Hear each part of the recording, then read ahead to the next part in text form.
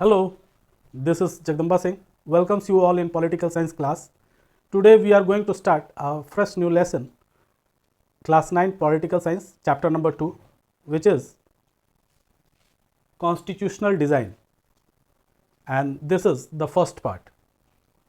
In this video, we are going to take a synopsis of this chapter. It means we are taking an outlook of this lesson, what we have to study in this chapter. Let's start the lesson. In a democracy, the rulers are not free to do what they like. एक democracy में वहाँ के जो rulers होते हैं वो free नहीं होते हैं कि वो कोई भी काम अपनी मन मर्जी से कर सके, यानी they are not free to do whatever they like. जो उनको पसंद है उसको वो कर सकते हैं, ऐसी बात बिल्कुल भी नहीं है. उनके ऊपर कुछ बंदिशें हैं, कुछ रूल्स और रेगुलेशंस हैं. There are certain rules that the citizen and the government have to follow. कुछ रूल्स और कुछ रेगुलेशंस बनाए गए हैं for the citizens and for the government also, यानी कि सिटीजन्स के लिए और गवर्नमेंट के लिए, दोनों के लिए कुछ रूल्स बनाए गए हैं और उन रूल्स और रेगुलेशंस को दे कैनॉट ब्रीच, उनको वो तोड़ नहीं सकते. All such rules together are called constitution. The collection of such rules is called constitution. यानी कि इन सारे नियमों को अगर एक जगह इकट्ठा कर दिया जाए, संग्रहित कर दिया जाए, तो उसको हम लोग कॉन्स्टिट्यूशन कहते हैं, उसको हम लोग संविधान कहते हैं उस देश का. तो the constitution determines the right of citizen. जो कॉन्स्टिट्यूशन होता है वो सिटीजन्स के राइट को डिटरमाइन करता है, यानी बताता है कि उनके राइट्स क्या हैं. The power of government, government के पावर को शो करता है कि गवर्नमेंट के क्या पावर्स होंगे, उसको बताता है. And how the government should function, कि गवर्नमेंट को किस तरह से कार्य करना है, इस बात की सारी चीज़ें उस कॉन्स्टिट्यूशन के अंदर नियमबद्ध होती हैं. यानी the rules of such laws are there in constitution. तो इसमें मुख्य 3 चीज़ें आ रही हैं, जिसमें राइट ऑफ सिटीजन्स, कॉन्स्टिट्यूशन के तरफ से कुछ अधिकार दिए गए हैं सिटीजन्स को, and government cannot violate those rights of the citizen और anybody else, individually cannot violate anybody's right. यानी कि गवर्नमेंट तो कोई कानून नहीं बना सकती है इन राइट्स के खिलाफ, साथ साथ कोई एक इंडिविजुअल किसी एक इंडिविजुअल के राइट्स को वायलेट नहीं कर सकता है. पावर ऑफ गवर्नमेंट, गवर्नमेंट के जो पद हैं, जो उसमें संवैधानिक पद हैं जो बनाए गए हैं, जैसे प्रेसिडेंट है, प्राइम मिनिस्टर है, गवर्नर्स हैं, ये सारे संवैधानिक पद हैं. और इन संवैधानिक पद के जो पावर्स होते हैं they are determined in the constitution. उनको कॉन्स्टिट्यूशन में बताया गया है कि उनके पावर्स क्या होंगे, और उनके पावर्स भी लिमिटेड हैं. ऐसा नहीं है कि अनलिमिटेड हैं, वो कहीं भी जाके कुछ भी कर सकते हैं, ऐसा नहीं है. उनके लिए एक फ्रेमवर्क है कि उस लिमिट के अंदर ही वो अपने कार्य का संपादन कर सकते हैं. और तीसरी और आखिरी बात है कि गवर्नमेंट शुड फंक्शन, गवर्नमेंट किस तरह से कार्य करेगी, इन सारी बातों पे भी नियम बनाए गए हैं इन द कॉन्स्टिट्यूशन. और जो गवर्नमेंट पावर में होगी उसको उन नियमों को मानना पड़ेगा, उनको फॉलो करना पड़ेगा. आउट ऑफ द फ्रेमवर्क जाके कॉन्स्टिट्यूशन के they cannot make any laws. तो इन सब बातों को जब हम देख रहे हैं तो आपके दिमाग में निश्चित रूप से बहुत सारे प्रश्न आ रहे होंगे. तो आइए एक छोटी सी नज़र डालते हैं इन प्रश्नों पे, जो इतना पढ़ने के बाद, इतना कुछ जानने के बाद हमारे मन में उत्पन्न हो रही हैं. उन सारे क्वेश्चंस को हम लोग ज़रा देखते हैं. Some basic questions arises in our mind. Let's see those questions. Some basic questions about the constitutional design of a democracy arises. Constitution design को लेकर के हमारे मन में कई तरह के क्वेश्चंस पैदा होते हैं कि कैसे सब कुछ हुआ, कैसे कॉन्स्टिट्यूशन बना, इससे related why do we need a constitution. सबसे पहला प्रश्न तो यही है कि कॉन्स्टिट्यूशन बनाना क्यों ज़रूरी है, why we need a constitution. तो इसका आंसर हम लोग ढूंढेंगे इस चैप्टर में. How are the constitution drawn up, constitution को कैसे ड्रॉ किया जाता है ये हम लोग जानेंगे. Who design them and in what way, कौन इस कॉन्स्टिट्यूशन को डिज़ाइन करता है, कौन वो लोग होते हैं जो कॉन्स्टिट्यूशन को डिज़ाइन करते हैं और उनका तरीका क्या होता है कॉन्स्टिट्यूशन को डिज़ाइन करने का, इस बात को भी हम लोग समझेंगे। What are the values that shape the constitution, क्या कॉन्स्टिट्यूशन में कुछ वैल्यूज को लिया जाता है, तो यस कॉन्स्टिट्यूशन में कुछ वैल्यूज और प्रिंसिपल्स को, कुछ आइडियाज़ को अडॉप्ट किया जाता है। वो आइडियाज़ क्या हैं उनके बारे में हम लोग जानेंगे। और once a constitution is accepted, एक बार कॉन्स्टिट्यूशन जब एक्सेप्ट कर लिया जाता है, यानी बन करके जब कॉन्स्टिट्यूशन तैयार होता है, उसके बाद उसको अडॉप्ट करने का प्रोसेस होता है। जब एक बार उसको अडॉप्ट कर लिया जाता है किसी देश के द्वारा, तब वो उस देश के लोगों पे और गवर्नमेंट पे इम्प्लीमेंट हो जाता है, यानी एग्जीक्यूट हो जाता है, उस दिन से वो लागू हो जाता है। तो once a constitution is accepted, अगर एक बार कॉन्स्टिट्यूशन को एक्सेप्ट कर लिया गया किसी देश में, तो can we make changes later as the required by the changing conditions, कि क्या फिर उसमें किसी प्रकार के संशोधन यानी अमेंडमेंट्स किए जा सकते हैं जो बदलते सिचुएशंस के अनुरूप उसको ढाला जा सकता है या नहीं ढाला जा सकता है। यानी कि जो एक बार कॉन्स्टिट्यूशन बन करके तैयार हुआ, क्या उसमें किसी भी प्रकार के चेंजेस की संभावना होती है या नहीं। अगर सिचुएशंस चेंज हो रहे हैं तो क्या हम लोग अपने कॉन्स्टिट्यूशन में भी चेंज ला सकते हैं या वो एकदम फिक्स है। तो इस बात पे भी हम लोग चर्चा करेंगे इस चैप्टर में। तो कुछ क्वेश्चंस हैं, तो इनको हम लोगों को इस चैप्टर के दौरान इन प्रश्नों के हल मिलने वाले हैं। तो आइए ये भी समझते हैं कि उन हल को हम कैसे ढूंढने वाले हैं। Let us see how we are going to find out the answer of this questions. तो we are going to start this chapter by looking at what happened there in South Africa and how they design their constitution. हम लोग एक case study देखेंगे जो कि south Africa के बारे में होगा, और इसी से हम लोग अपने चैप्टर को स्टार्ट करेंगे, इस केस स्टडी से जो साउथ अफ्रीका की है। और उसमें हम लोग देखेंगे कि what happened there in South Africa, South Africa में क्या हुआ था उस बात को हम लोग समझेंगे, and how they design their constitution, और किस तरह से उन्होंने अपने कॉन्स्टिट्यूशन को डिज़ाइन किया, इस बात को भी हम लोग जानने वाले हैं। तो ये एक केस स्टडी आपके बुक में दी हुई है, जिसके माध्यम से हम लोग ये समझने की कोशिश करेंगे कि वहाँ हालात क्या थे और फिर किस तरह से वहाँ पर एक कॉन्स्टिट्यूशन का निर्माण किया गया। Then we study how the Indian constitution was made. उसके बाद हम लोग इंडिया के कॉन्स्टिट्यूशन पे आएंगे और ये देखेंगे कि इंडिया का कॉन्स्टिट्यूशन किस तरह से बनाया गया, उसको कैसे फ्रेम आउट किया गया, इस चीज़ को हम लोग देखेंगे। What are the foundational values added in the constitution, हम लोग ये भी देखेंगे कि इंडियन कॉन्स्टिट्यूशन में क्या वो वैल्यूज़, प्रिंसिपल और आइडियाज़ हैं जिनको इंक्लूड किया गया, और ये अलग अलग देशों से के कॉन्स्टिट्यूशन से इन वैल्यूज़ को लेकर के आया गया और उनको यहाँ पे अपने कॉन्स्टिट्यूशन में हम लोगों ने ऐड किया। तो ये सारी चीज़ें किस तरह से हुई और वो वैल्यूज़ और प्रिंसिपल्स क्या हैं, वो आइडियाज़ क्या हैं, इनके बारे में हम लोग बहुत विस्तार में जानेंगे। How it provides a good framework for the conduct of citizens life and that of the government, और हम लोग ये भी जानेंगे कि ये जो कॉन्स्टिट्यूशनल फ्रेमवर्क है वो कैसे एक अच्छा फ्रेमवर्क है और इसने सिटीजन्स के लाइफ और गवर्नमेंट को किस तरह से प्रभावित किया है, इसको भी हम लोग समझेंगे। तो ये तो था आज का वीडियो बच्चों। उम्मीद है कि आपको साइनॉप्सिस समझ में आया होगा कि क्या इस चैप्टर में हम लोग पढ़ने जा रहे हैं। तो उम्मीद है कि पूरे चैप्टर में आप मेरे साथ बने रहेंगे। तो इस वीडियो को अपने दोस्तों के साथ शेयर कीजिए, लाइक कीजिए वीडियो को और सब्सक्राइब कीजिए। Thank you. Hello children, myself Jagdamba Singh welcomes you all in political science class. We are continuing chapter number 2, which is constitutional design, and this is the second part. इससे previous video में हम लोगों ने एक overview देखा था कि इस लेसन में हम लोगों को पढ़ना क्या है।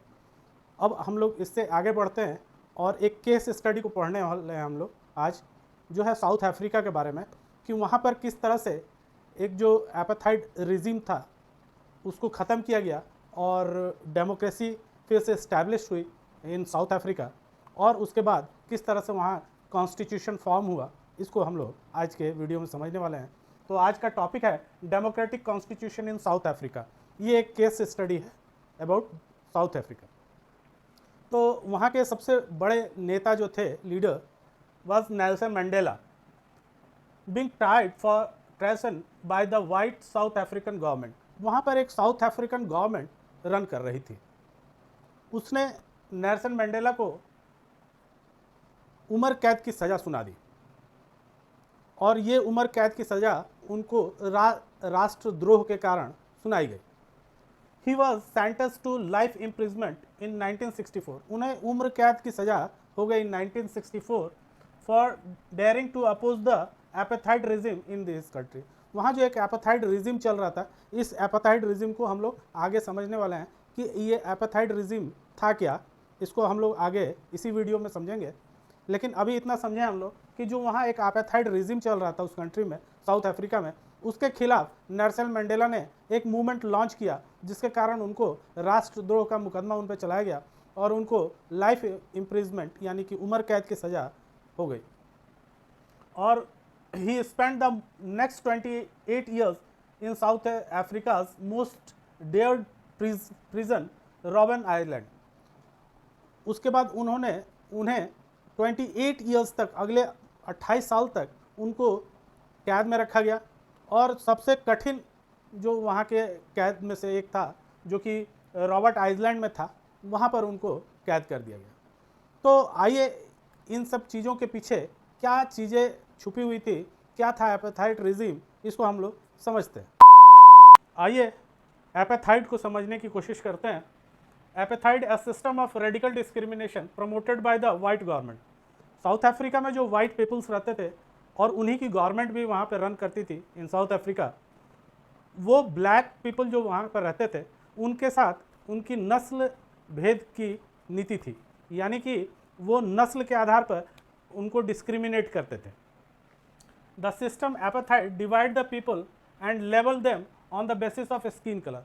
और ये अंतर जो किया जाता था, डिस्क्रिमिनेशन जिस पे होता था, वो था उनके स्किन के कलर पर, यानी वाइट्स वाइट थे और ब्लैक जो थे वो ब्लैक्स थे by colour of their skin, और इसी के आधार पे उनके साथ डिस्क्रिमिनेशन होता था। तो इन 17th एंड 18th सेंचुरी, 17वीं और 18वीं शताब्दी में, a large number of white comes South Africa as trading companies. वहाँ पर साउथ अफ्रीका में बहुत सारे वाइट्स पहुँचे 17वीं और 18वीं शताब्दी के दौरान साउथ अफ्रीका में, और उनका पर्पस जो था वहाँ आने का वो था ट्रेडिंग। वो ब्रिटेन से आए हुए थे और उनका पर्पस था वहाँ पर ट्रेड करना and become the local ruler. और धीरे धीरे वो वहाँ पर रूलर्स बन गए। जिस तरह से इंडिया में हम लोग देखते हैं कि एक ईस्ट इंडिया कंपनी आई, एक ट्रेडिंग कंपनी थी, और धीरे धीरे किस तरह से उसने पूरे इंडिया को ऑक्यूपाई कर लिया और अपना रूल यहाँ पर कायम कर लिया और इंडिया को अपना गुलाम बना लिया। तो उसी तरह ठीक वहाँ पर भी ये चीज़ें हुई साउथ अफ्रीका में भी कि ये वाइट पीपल्स जो थे वहाँ पर ट्रेडिंग के पर्पज़ से आए और धीरे धीरे वहाँ के रूलर्स बन गए। Since 1950 the blacks fought against the apartheid system. ये जो एपाथाइड सिस्टम था ये बिल्कुल इनको अलग करने की भावना रखता था कि उनको एकदम कॉर्नर कर दिया जाए, उनके हर चीज़ों को बांट दिया गया था और हर चीज़ वाइट्स के अलग थे, ब्लैक्स के अलग थे। तो ये बहुत डिस्क्रिमिनेटेड था और 1950 से ब्लैक्स जो थे इसके अगेंस्ट में, जो एपाथाइड रिजिम था उसके अगेंस्ट में प्रोटेस्ट और स्ट्राइक्स उन्होंने शुरू कर दी। They launch protest march and strikes. उन्होंने प्रोटेस्ट मार्च और स्ट्राइक्स लॉन्च कर दिए। The African National Congress ANC was the umbrella organisation that lead the struggle. और इस स्ट्रगल को लीड करने वाले जो एक पार्टी थी साउथ अफ्रीका की, जो ब्लैक्स की पार्टी थी, वो थी अफ्रीकन नेशनल कांग्रेस, जिसको शॉर्ट में हम लोग ANC के नाम से भी जानते हैं। इसी ने ही उस मूवमेंट को, जो एपाथाइड रिजिम के खिलाफ चलाया गया मूवमेंट था साउथ अफ्रीकन ब्लैक्स के तरफ से, उसको लीड किया इस एक पार्टी ने। Several countries denounced apartheid as unjust and racist. बहुत सारी कंट्रियों ने ये अनाउंस किया कि ये जो एपाथाइड रिजिम चल रहा है ये बिल्कुल रेसिस्ट है और अनजस्ट है और इसको ख़त्म किया जाना ज़रूरी है। लेकिन फिर भी but they continue to rule by detaining, torturing and killing thousand of blacks.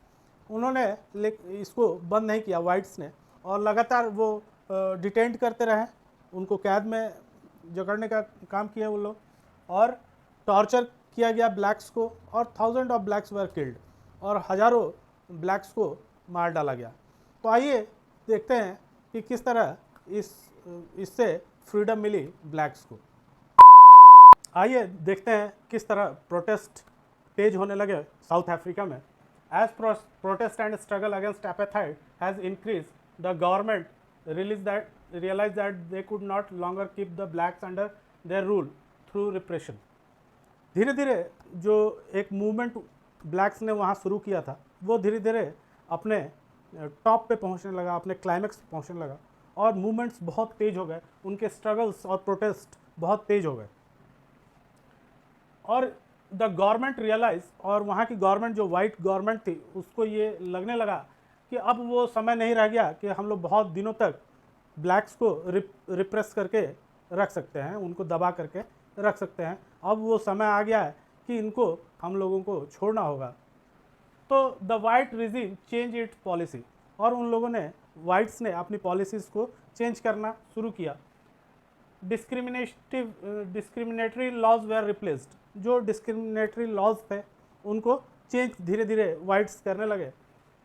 Ban on political parties and restriction on the media were lifted, media और पॉलिटिकल पार्टीज़ पे जो बैन लगा हुआ था, वाइट्स के द्वारा लगाया गया था, उनको धीरे धीरे रिलीज़ किया जाने लगा, उन पर से बैंड्स को हटाया जाने लगा, और ये एक तरह से आज़ादी का इंडिकेशन था। After 28 years of imprisonment, Nelson Mandela walked out of the jail as a free man, और 28 साल के लंबी कैद के बाद नेल्सन मंडेला को एक बार फिर आज़ादी का स्वाद लेने के लिए बाहर निकले, वो आज़ाद हुए।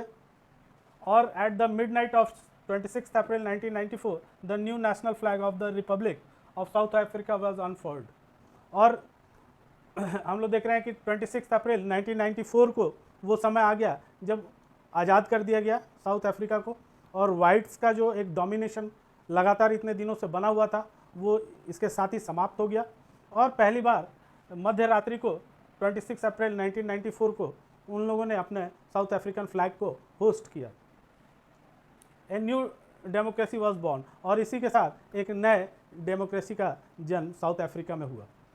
अब चूँकि वो लोग एक आज़ाद मुल्क हो गए थे साउथ अफ्रीका में, वाइट्स का डोमिनेशन ख़त्म हो चुका था और देश आज़ाद हो गया था।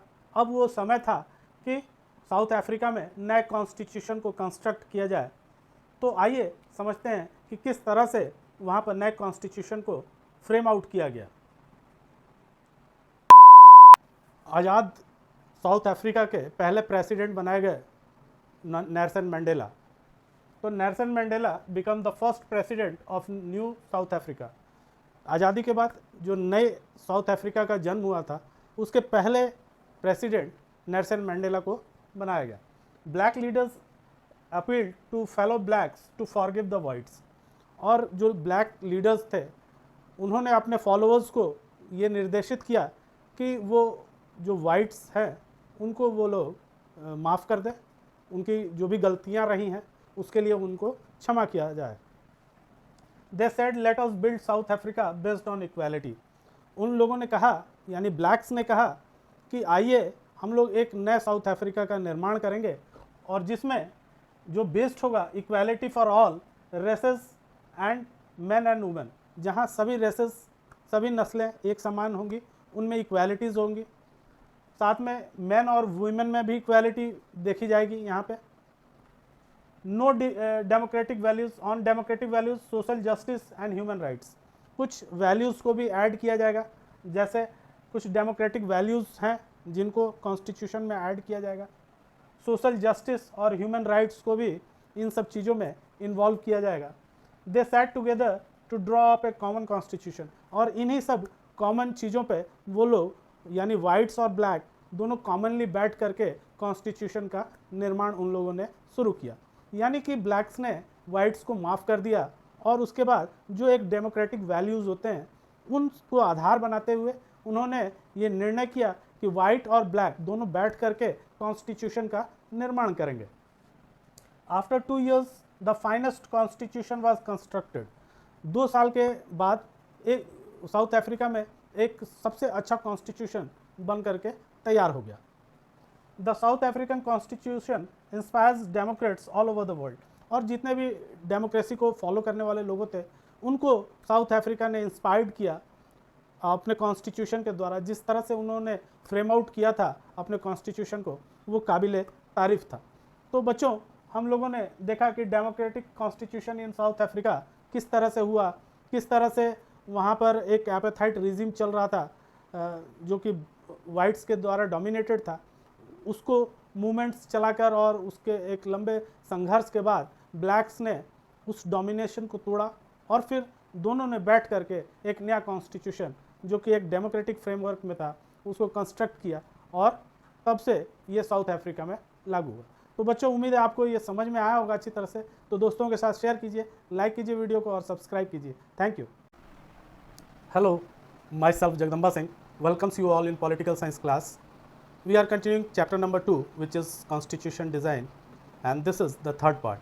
इससे प्रीवियस वीडियो में हम लोगों ने साउथ अफ्रीका के केस को स्टडी किया था और देखा था कि किस तरह वहाँ एक एपेथाइट रेजिम चल रही थी। ब्लैक्स एंड वाइट्स में जो डिस्क्रिमिनेशन था और वाइट ब्लैक्स को कॉर्नर किया जा रहा था किस तरह से। फिर वहाँ प्रोटेस्ट और एजिटेशन शुरू हुए अगेंस्ट दिस एपेथाइट रेजिम और अंततः ब्लैक्स को इससे फ्रीडम मिली और वो लोग इस बात पे एग्री हुए कि एक कॉन्स्टिट्यूशन का निर्माण किया जाए। तो आइए उसके आगे हम लोग देखते हैं कि why do we need a constitution. आज का ये टॉपिक है कि हम लोग कॉन्स्टिट्यूशन क्यों चाहते हैं, क्यों ज़रूरी है कॉन्स्टिट्यूशन। तो आइए समझने की कोशिश करते हैं एक रेफरेंस लेते हुए साउथ अफ्रीका के केस का कि what we learn from South African case study, कि हम लोगों ने उससे क्या सीखा। जब हम लोगों ने पढ़ा साउथ अफ्रीका के केस स्टडी कि किस तरह से उन्हें आज़ादी मिली और अंततः उन्होंने ये डिसाइड किया कि they have to construct a constitution. The oppressor and the oppressed in the new democracy we are planning to live together. अब वहाँ एक ऐसा ग्रुप था वाइट्स का जो ऑपरेशर्स थे और जो ब्लैक्स का ग्रुप था वो ऑप्रेस्ड हुआ था। तो ये दोनों ग्रुप और दोनों को साउथ अफ्रीका में रहना भी था। तो अब ये दोनों ये डिसाइड करते हैं कि they have to live together, कि उनको एक साथ रहना है in South Africa. It was not going to be easy for them to trust each other. लेकिन जब इतने दिनों के सेपरेशन के बाद ब्लैक्स आज़ाद हुए थे और ब्लैक्स मेजॉरिटी में थे और वाइट्स माइनॉरिटी में थे, तो वाइट्स और ब्लैक दोनों के मन में ये चिंता थी कि उन्हें कहीं फिर से सताया ना जाए ब्लैक्स को, और वाइट्स को चिंता थी कि हम लोगों ने बहुत सताया है इन्हें, कहीं ये रिएक्ट ना करे उसको लेकर के। तो ये ट्रस्ट नहीं बन रहा था दोनों के बीच में, ब्लैक्स के और वाइट्स के बीच में ट्रस्ट होना जरूरी था। केवल प्रॉमिसेस से काम नहीं चलता, क्योंकि वाइट्स के ब्लैक्स के जो लीडर्स थे उन्होंने इस बात की घोषणा की थी कि जितने भी फॉलोअर्स हैं वो कोई बदला नहीं लेंगे इन चीज़ों का वाइट के साथ। तो किसी प्रकार का कोई घटना वहाँ घटित नहीं हुआ, लेकिन फिर भी उन्हें कहीं ना कहीं ट्रस्ट की कमी थी वाइट्स के अंदर, और ब्लैक्स को भी लग रहा था कि कहीं फिर से वो पहले वाली स्थिति ना बन जाए। तो दोनों के बीच में ट्रस्ट की कमी जरूर थी, और ब्लैक्स कितना भी आश्वासन दे देते लेकिन वाइट्स के मन में कहीं ना कहीं जो उन्होंने एक लंबे समय तक किया, बुरा किया ब्लैक्स के साथ, तो वो कहीं उनके ऊपर उनके उस रिजल्ट के रूप में ना आने लगे, इस बात का डर उनके अंदर था। They wanted to safeguard their interest, और दोनों ही चाहते थे कि उनके इंटरेस्ट जो हैं वो सेफ हो और ऐसा ना हो कि आगे चल के कोई बात बिगड़े। तो केवल ओरल अगर प्रॉमिसेस हो जाए दोनों तरफ से तो उससे काम नहीं चलने वाला था, उनको एक ठोस ट्रस्ट की ज़रूरत थी। तो they agreed on some basic rules, इसलिए वो लोग उन लोगों ने तय किया कि आइए हम लोग बैठते हैं और कुछ बेसिक रूल्स पे कॉन्सेंट बनाते हैं, दोनों ग्रुप का कॉन्सेंट हो जो दोनों के लिए कुछ बेसिक रूल्स को तय करें। They also agreed that this rules will be supreme, और ये उन्होंने तय किया कि हम लोग जो बनाएंगे rules it will be supreme, जो दोनों पे बराबर सेम ढंग से लागू होगी और कोई उसका उल्लंघन नहीं करेगा, उसको ब्रीच नहीं करेगा। तो this set of basic rules is called constitution. तो उन्होंने ये निर्णय किया कि they should construct a constitution with some basic rules which are common for white and blacks both. The constitution of a country is a set of writing rules that are accepted by all people living together in a city. Constitution क्या होता है, इसको इन पंक्तियों से समझ सकते हैं हम कि the constitution of a country is a set of written rules. इसमें रिटन रूल्स होते हैं. कॉन्स्टिट्यूशन उस सेट ऑफ रूल्स को कहते हैं जिसमें कुछ रूल्स ऐसे होते हैं लिखे हुए that are accepted by all peoples living together in a country. जो एक साथ रहने वाले लोग जो उस कंट्री के हैं उन पे एक साथ वो नियम लागू होंगे, तो इसको हम लोग कॉन्स्टिट्यूशन का नाम देते हैं. Constitution is the supreme law. ये सबसे इम्पॉर्टेंट लॉ होता है किसी कंट्री के लिए और ये सब पे मान्य होता है. तो that determines the relationship among people living in A territory called citizens. जो सिटीजन्स होते हैं उनके आपस के रिलेशन को शो करते हैं कि एक सिटीजन का दूसरे सिटीजन्स के साथ कैसा रिलेशन होगा. ये कॉन्स्टिट्यूशन बताता है कि उनके बीच में, सिटीजन्स के बीच में क्या रिलेशन होगा. और यही नहीं कि केवल सिटीजन्स के बीच में क्या रिलेशन होगा, and also the relation between people and government. और ये भी बताता है कि पीपल्स और गवर्नमेंट के बीच में क्या रिलेशंस होंगे. तो इन सारी बातों पर उन्होंने एक कॉन्सेंट बनाया and they accepted to make a sit together and make a constitution which will be the supreme law. Now we will see what a constitution does. Constitution क्या करता है इसको हम लोग ज़रा समझ लें कि इट 3-4 पॉइंट्स दिए गए हैं, उसको समझना है कि it generates a degree of trust and coordination that is necessary for different kind of people to live together. Constitution जो है वो एक डिग्री ऑफ ट्रस्ट को लाता है किसी भी कंट्री में, क्योंकि उस कंट्री में बहुत सारे प्रकार के लोग रहने वाले हैं और उनके लिए वो कंडीशन को डेवलप करता है जिसमें वो सुख शांति से अपनी ज़िंदगी को व्यतीत कर पाएँ. तो ये माहौल क्रिएट करना कॉन्स्टिट्यूशन का काम है. अगर कॉन्स्टिट्यूशन का फ्रेमवर्क सही नहीं होगा तो फिर वहाँ के लोग भी सुखी नहीं रह पाएंगे. ये तो एक निश्चित बात है. इसीलिए कहा जाता है कि हर कॉन्स्टिट्यूशन एक समान नहीं होता है, उसमें डिफरेंसेस होते हैं, क्योंकि कौन सा कॉन्स्टिट्यूशन कितना रिलायबल है उस कंट्री के लोगों के लिए ये उसमें लिखी रूल्स से तय होते हैं. It specify how the government will constitute. वो जो कॉन्स्टिट्यूशन है वो ये बताती है कि गवर्नमेंट जो होगी वो कैसे इस्टेब्लिश होगी, उसको कैसे फॉर्म किया जाएगा. एक गवर्नमेंट को फॉर्म करने के तरीके क्या होंगे, उसके लिए उसमें रूल्स होते हैं. Who will have powers to take which decisions. और जैसा कि हम लोग डेमोक्रेसी में देखते हैं कि बहुत सारे संवैधानिक पद होते हैं, यानी कि जैसे प्रेसिडेंट का पद है या वाइस प्रेसिडेंट है, प्राइम मिनिस्टर हैं, डेप्टी प्राइम मिनिस्टर हैं, स्पीकर्स होते हैं, गवर्नर्स होते हैं. तो बहुत सारे संवैधानिक पद होते हैं. किसी एक डेमोक्रेटिक फॉर्म ऑफ गवर्नमेंट में बहुत सारे संवैधानिक पद होते हैं जिसको संविधान की तरफ से उन पदों का निर्माण किया जाता है.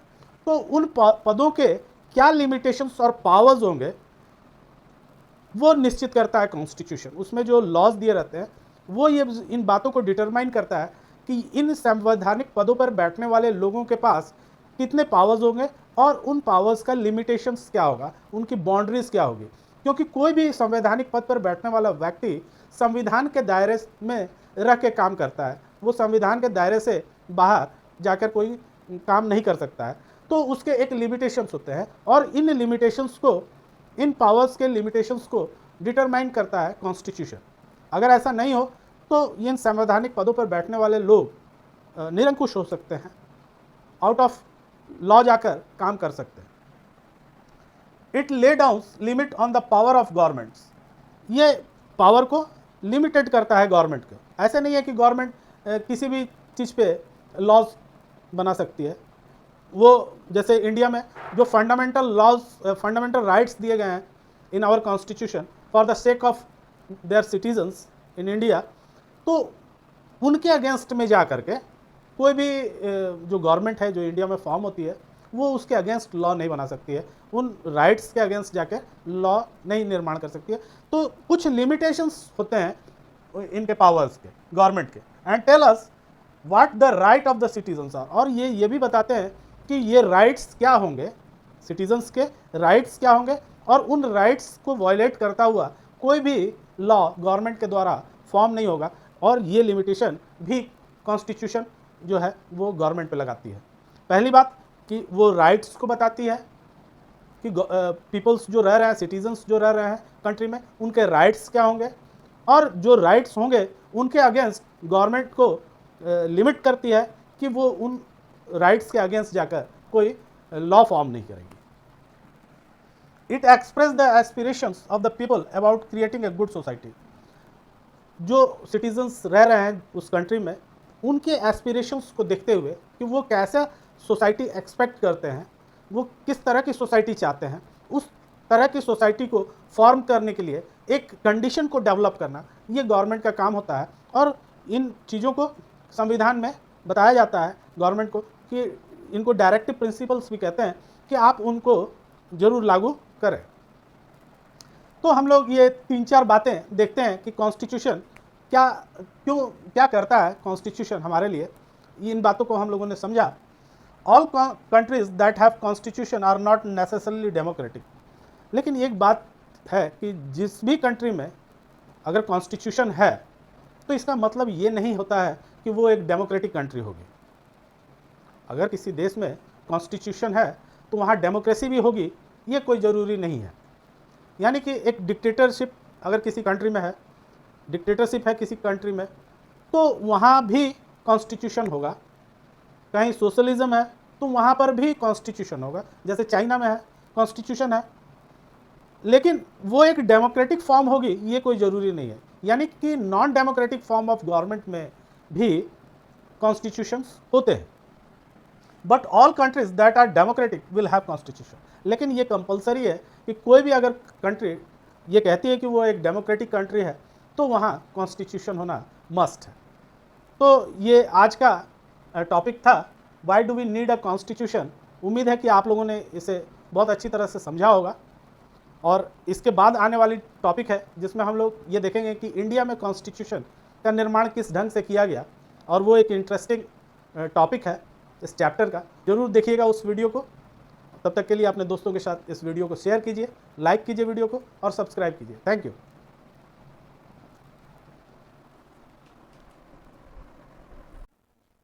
Hello to all of you. Myself Jagdamba Singh welcomes you all in political science class. We are continuing chapter number 2 which is constitutional design and this is the fourth part. इसे previous वीडियो में हम लोगों ने discuss किया था कि why we need a constitution, क्यों ज़रूरत है कॉन्स्टिट्यूशन की, इसको हम लोगों ने देखा था।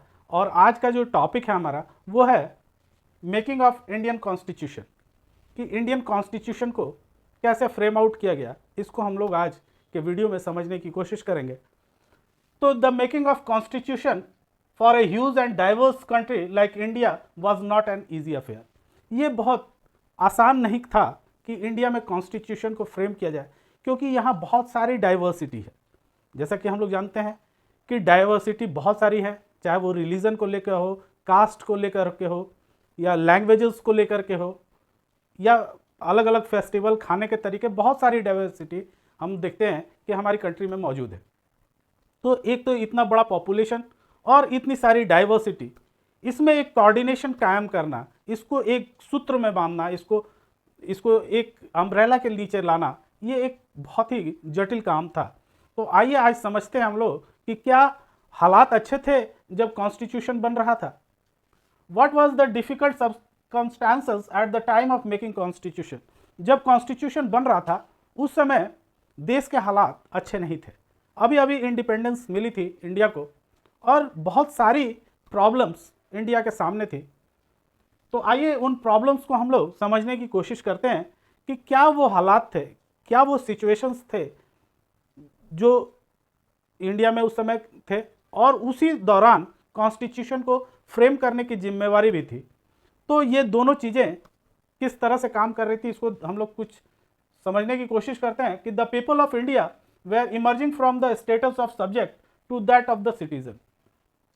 अभी तक यानी इंडिपेंडेंस जब तक मिली नहीं थी इंडिया को, तब तक इंडियंस गुलाम थे ब्रिटिशर्स, और ये गुलामी इस कदर लंबी थी, 200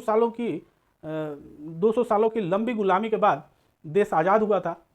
तो एक सब्जेक्ट्स की तरह सब लोग हो गए थे, एक गुलाम की तरह, एक प्रजा की तरह हम लोग बिहेव करते थे उस समय। तो अब जो है ये चीज़ें चेंज होकर अब हम लोग जब डेमोक्रेसी मिलने वाली थी तो इंडियंस जो है वो एज ए सिटीजन बनने वाले थे, पहली बार कि वो इस देश के नागरिक बनने वाले थे।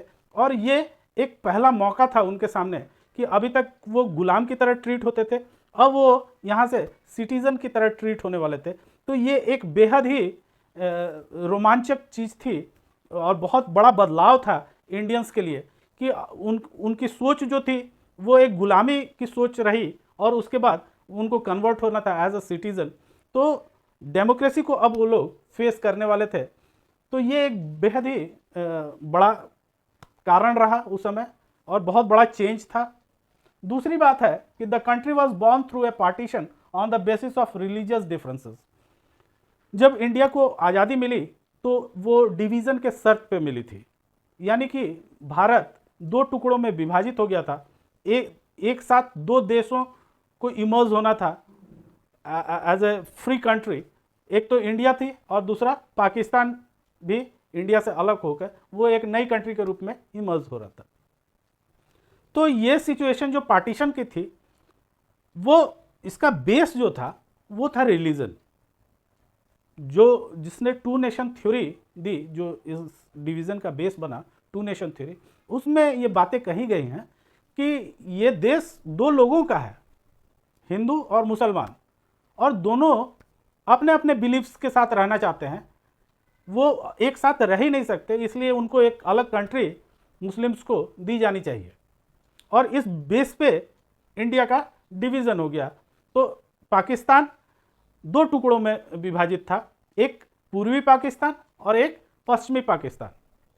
यानी कि अभी जो पाकिस्तान है वो पश्चिमी वेस्टर्न पाकिस्तान था, और एक वेस्ट बंगाल के पास एक बांग्लादेश जो है ये पूर्वी पाकिस्तान के रूप में इमर्ज हुआ। यानी पाकिस्तान के दो टुकड़े थे और दोनों दो साइड में थे इंडिया के, एक पूर्वी साइड में था और एक पश्चिमी साइड में था। तो एक बंगाल और दूसरा पंजाब से सटा हुआ क्षेत्र। तो हम लोग देख रहे हैं कि ये जो पार्टीशन हुआ उसका बेस जो था वो रिलीजियस था, और रिलीजियस बेस पे जो ये बंटवारा हुआ उसके कारण at last 10 lakh peoples were killed on the both side of the border in partition related to violence. और जब ये डिवीज़न हुआ उस समय रिलीजियस वायलेंस यानी दंगे शुरू हो गए। दो पार्ट्स में खास करके ये दंगे शुरू हो गए, एक तो वेस्टर्न साइड में जहां आज पाकिस्तान है, और दूसरा जहां बांग्लादेश है वहां पे, यानी वेस्ट बंगाल के एरियाज़ में और दिल्ली और पंजाब से सटे हुए जो इलाके हैं वहां पे ये दंगे ज़्यादा करके देखने को मिले। और इसका कारण क्या था?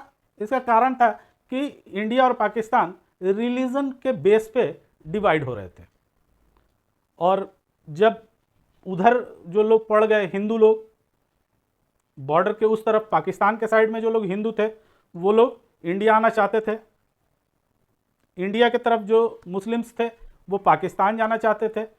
तो रास्ते में जब भी वो क्रॉस करते थे एक दूसरे को तो वहाँ क्लैश हो जाता था उनका, और इस क्लैश में लगभग 10 लाख से ऊपर लोगों की मृत्यु हो गई। 10 लाख लोग मारे गए इस दंगे में। तो ये एक बहुत भयावह स्थिति थी, और इसी पीरियड में कॉन्स्टिट्यूशन को भी कंस्ट्रक्ट करने की जिम्मेवारी कॉन्स्टिट्यूएंट असेंबली के ऊपर थी।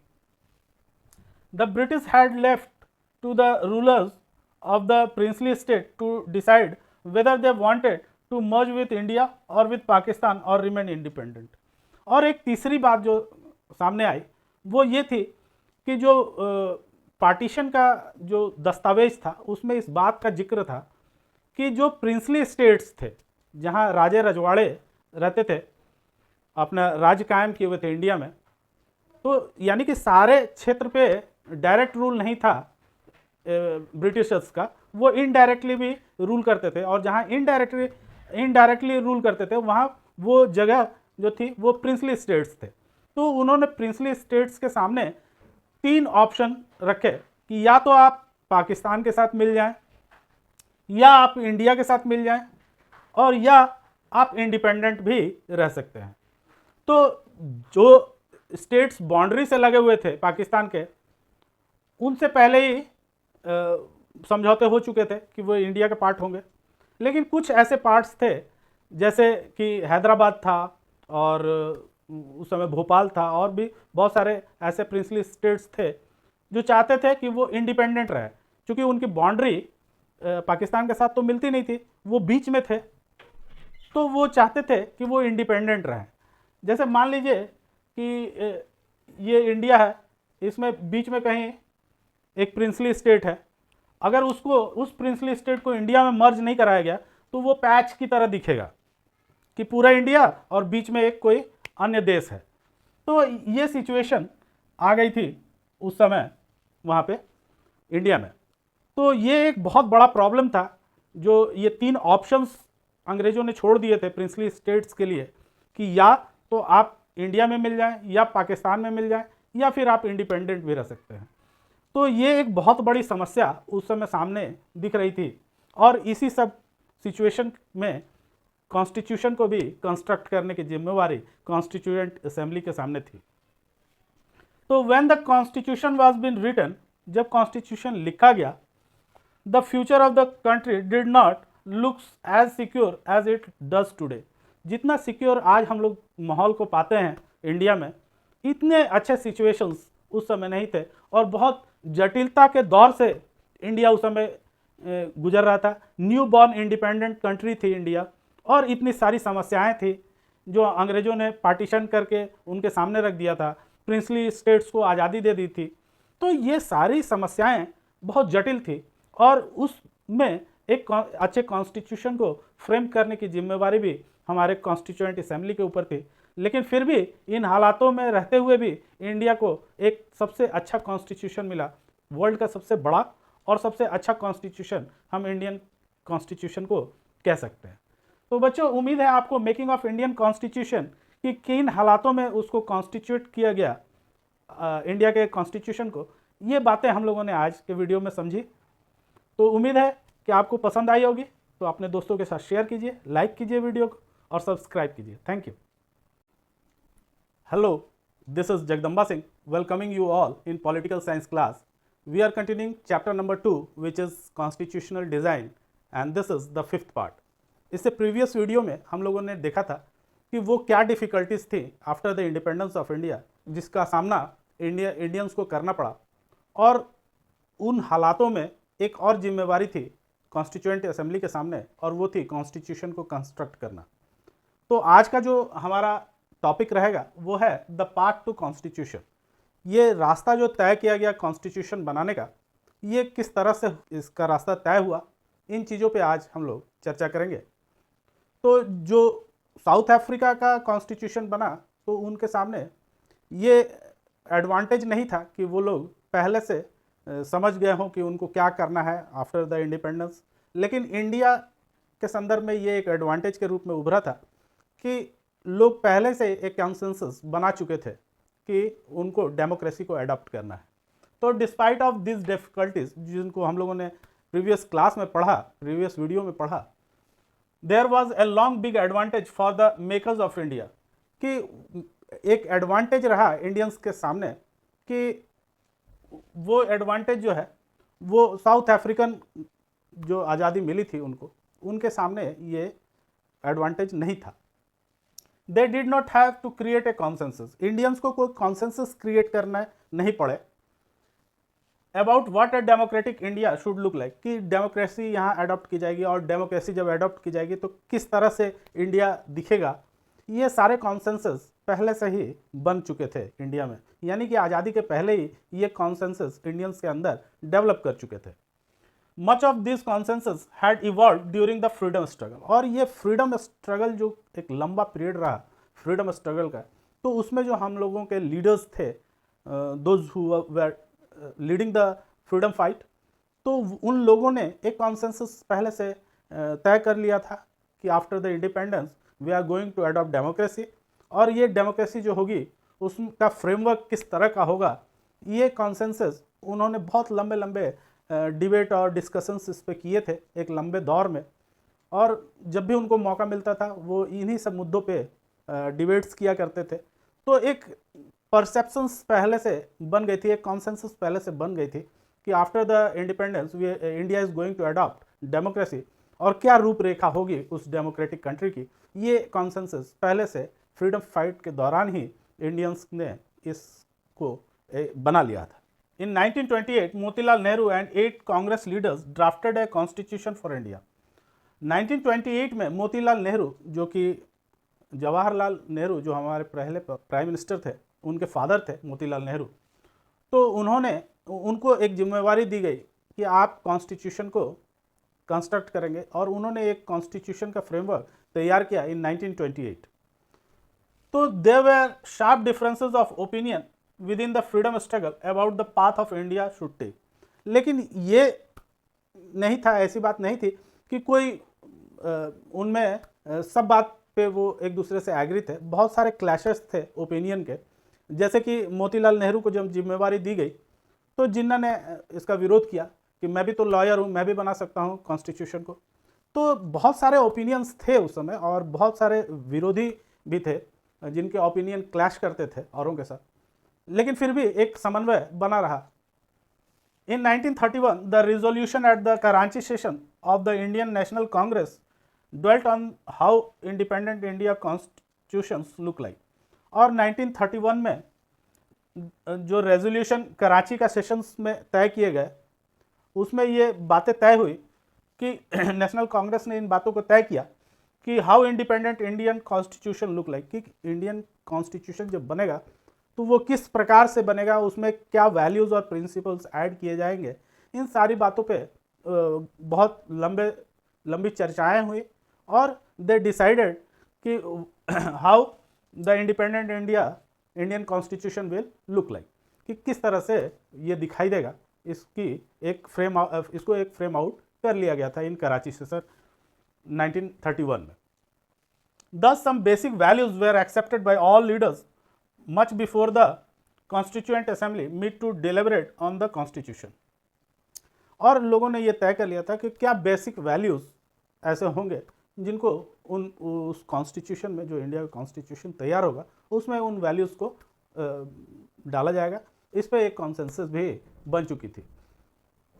तो ये सारी प्रक्रिया लगभग फ्रीडम स्ट्रगल के पहले ही सारे कॉन्सेंसस तैयार हो चुके थे। वर्ल्ड के लिए ना तो डेमोक्रेसी नहीं थी और ना ही उसके प्रिंसिपल्स नए थे। बहुत सारे देश डेमोक्रेटिक भी थे and they have their constitution also, उनके पास अपने कॉन्स्टिट्यूशन भी थे। लेकिन अब सवाल ये था, जो इंडिया के कॉन्स्टिट्यूशन को फ्रेम कर रहे थे, उनको इन बातों को देखना था कि उन प्रिंसिपल्स में से जो डेमोक्रेटिक कंट्रीज़ में फॉलो किए जा रहे हैं, उनमें से किन प्रिंसिपल्स को अडॉप्ट किया जाए इन इंडियन कॉन्स्टिट्यूशन, और क्या वो इंडियन कॉन्टेक्स्ट में सूट करेंगे या नहीं, क्या वो फिट बैठेंगे या नहीं इंडियंस के ऊपर, ये देखने की ज़रूरत थी। तो आइए देखते हैं कि experience gained by colonial law and other countries. जो कॉलोनियल लॉ यहाँ चल रहा था, कॉलोनियल रूल यहाँ चल रहा था ब्रिटेन के द्वारा, उससे और बहुत सारे कंट्रीज जो डेमोक्रेसी को फॉलो कर रहे थे उस समय, उनसे इंस्पिरेशन लेने की ज़रूरत थी। जो लोग कॉन्स्टिट्यूशन को फ्रेम कर रहे थे इंडिया में, तो उन्होंने कैसे इन चीज़ों को समझा और अडॉप्ट किया। इस चीज़ों को समझते हैं कि the familiarity with the political institution of colonial rule was also help to develop an agreement over the institutional design. India में जो इंस्टीट्यूशनल डिज़ाइन किया गया, तो ऐसा नहीं था कि कॉलोनियल रूल जब चल रहा था ब्रिटेन का इन इंडिया, तो उस समय कोई इंस्टीट्यूशंस वर्क नहीं कर रहे थे। इंडिया में भी बहुत सारे इंस्टीट्यूशंस थे जो ब्रिटिशों ने इस्टेब्लिश किए हुए थे या इंडिया को गवर्न करने के लिए। तो उनसे हमेशा जो कॉन्स्टिट्यूशन फ्रेमर्स थे इंडिया के, वो उन इंस्टीट्यूशंस को हमेशा देखते थे, उसकी चीज़ों को समझते थे। तो ऐसा नहीं था कि ये इंस्टीट्यूशनल डिज़ाइन जो था वो बिल्कुल नया था इंडियंस के लिए। इंडियंस ने इसे एक्सपीरियंस पहले भी किया था in the colonial rule. Indian constitution adopted many institutional details and procedure from the colonial law. और यहीं से कॉलोनियल लॉ से ही बहुत सारी चीज़ें इंडियन कॉन्स्टिट्यूशन में भी अडॉप्ट की गई, क्योंकि कुछ चीज़ें बहुत अच्छी थी जो ब्रिटिशर्स उस समय आजमाते थे इंस्टीट्यूशंस के रूप में, वो चीज़ें बहुत अच्छी थी। तो उन चीज़ों को, जो अच्छी चीज़ें थी, जो अच्छे इंस्टीट्यूशंस थे, उनको अडॉप्ट करने में कोई भी शर्म की बात नहीं थी इंडियंस के लिए। And like the government of Indian act 1935, और इसमें इंडियन एक्ट 1935 ने एक अहम रोल अदा किया, जिसके तहत जो प्रोविजनल काउंसिल की इलेक्शंस करवाए गए थे वो काम आए इंडियंस के लिए। Many of our leaders were inspired by the ideas of French revolution.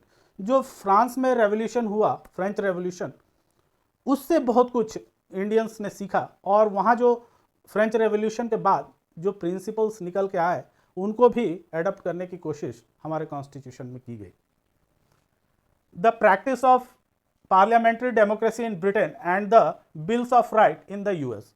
जो पार्लियामेंट्री फॉर्म ऑफ डेमोक्रेसी को ब्रिटेन एडॉप्ट करता है, जिसके तहत चलता था, उसको इंडियंस ने एडॉप्ट किया। आज भी हम लोग देखते हैं कि इंडिया में पार्लियामेंट्री फॉर्म ऑफ डेमोक्रेसी है, तो ये ब्रिटेन से ले लिया गया।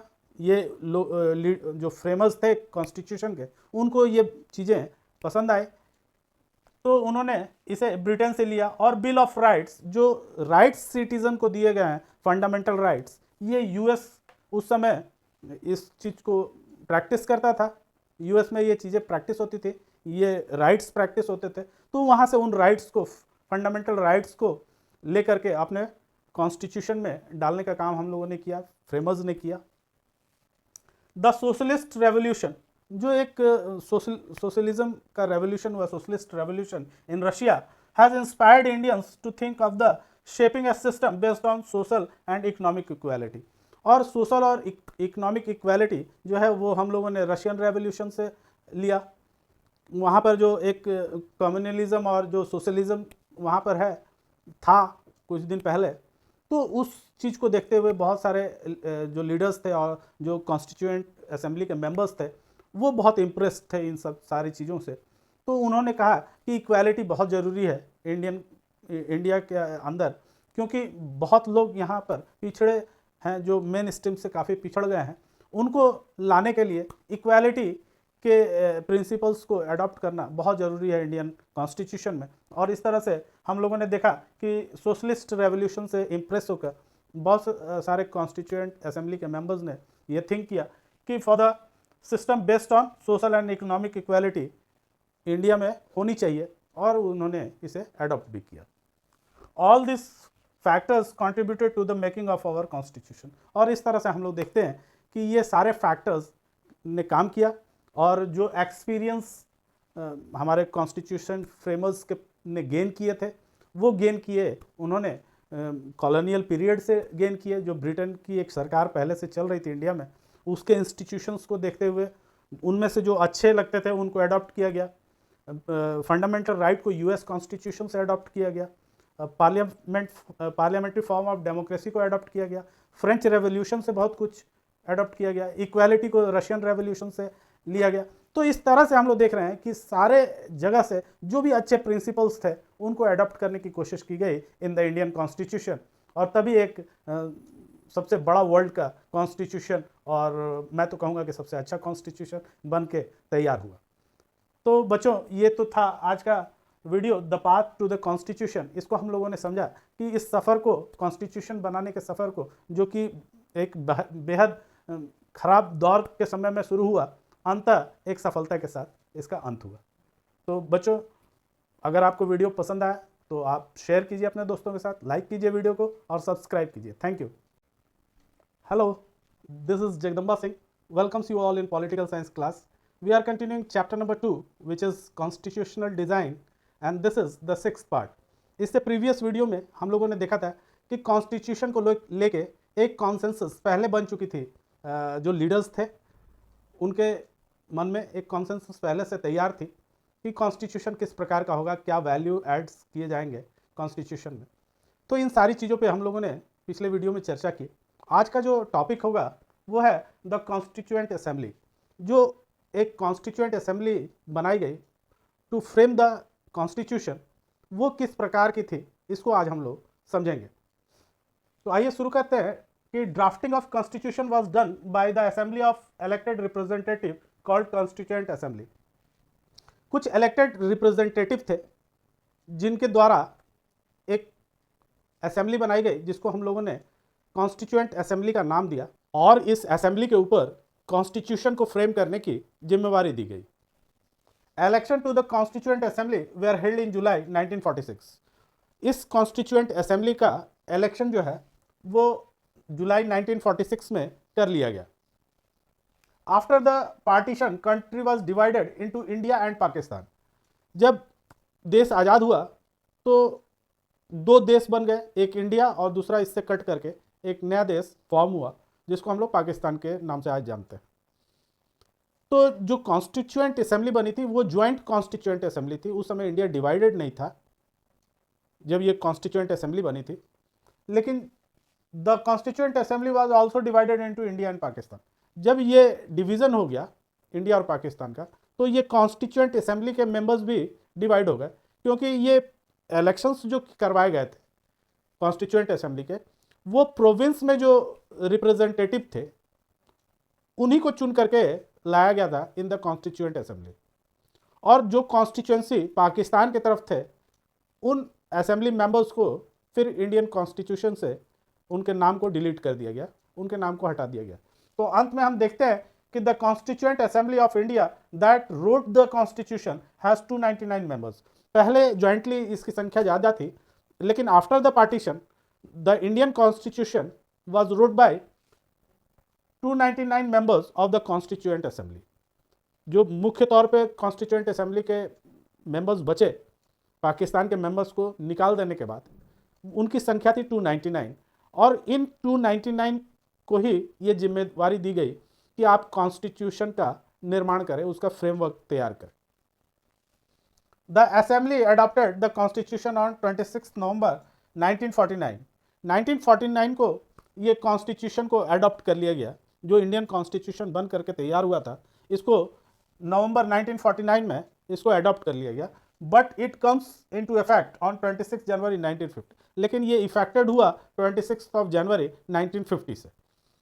तो ये 2 महीने का बीच में जो समय था, नवंबर में अडॉप्ट कर लिया गया और फिर इसको जनवरी में किया गया। तो ये 2 महीने का जो गैप था, इसमें फिर से उसको एक बार रिवाइज किया गया और उस पर सब कॉन्स्टिट्यूएंट मेंबर्स के सिग्नेचर्स हुए, तब इसको जा करके फाइनली इसको इफेक्ट में लाया गया ऑन 26 जनवरी 1950 को।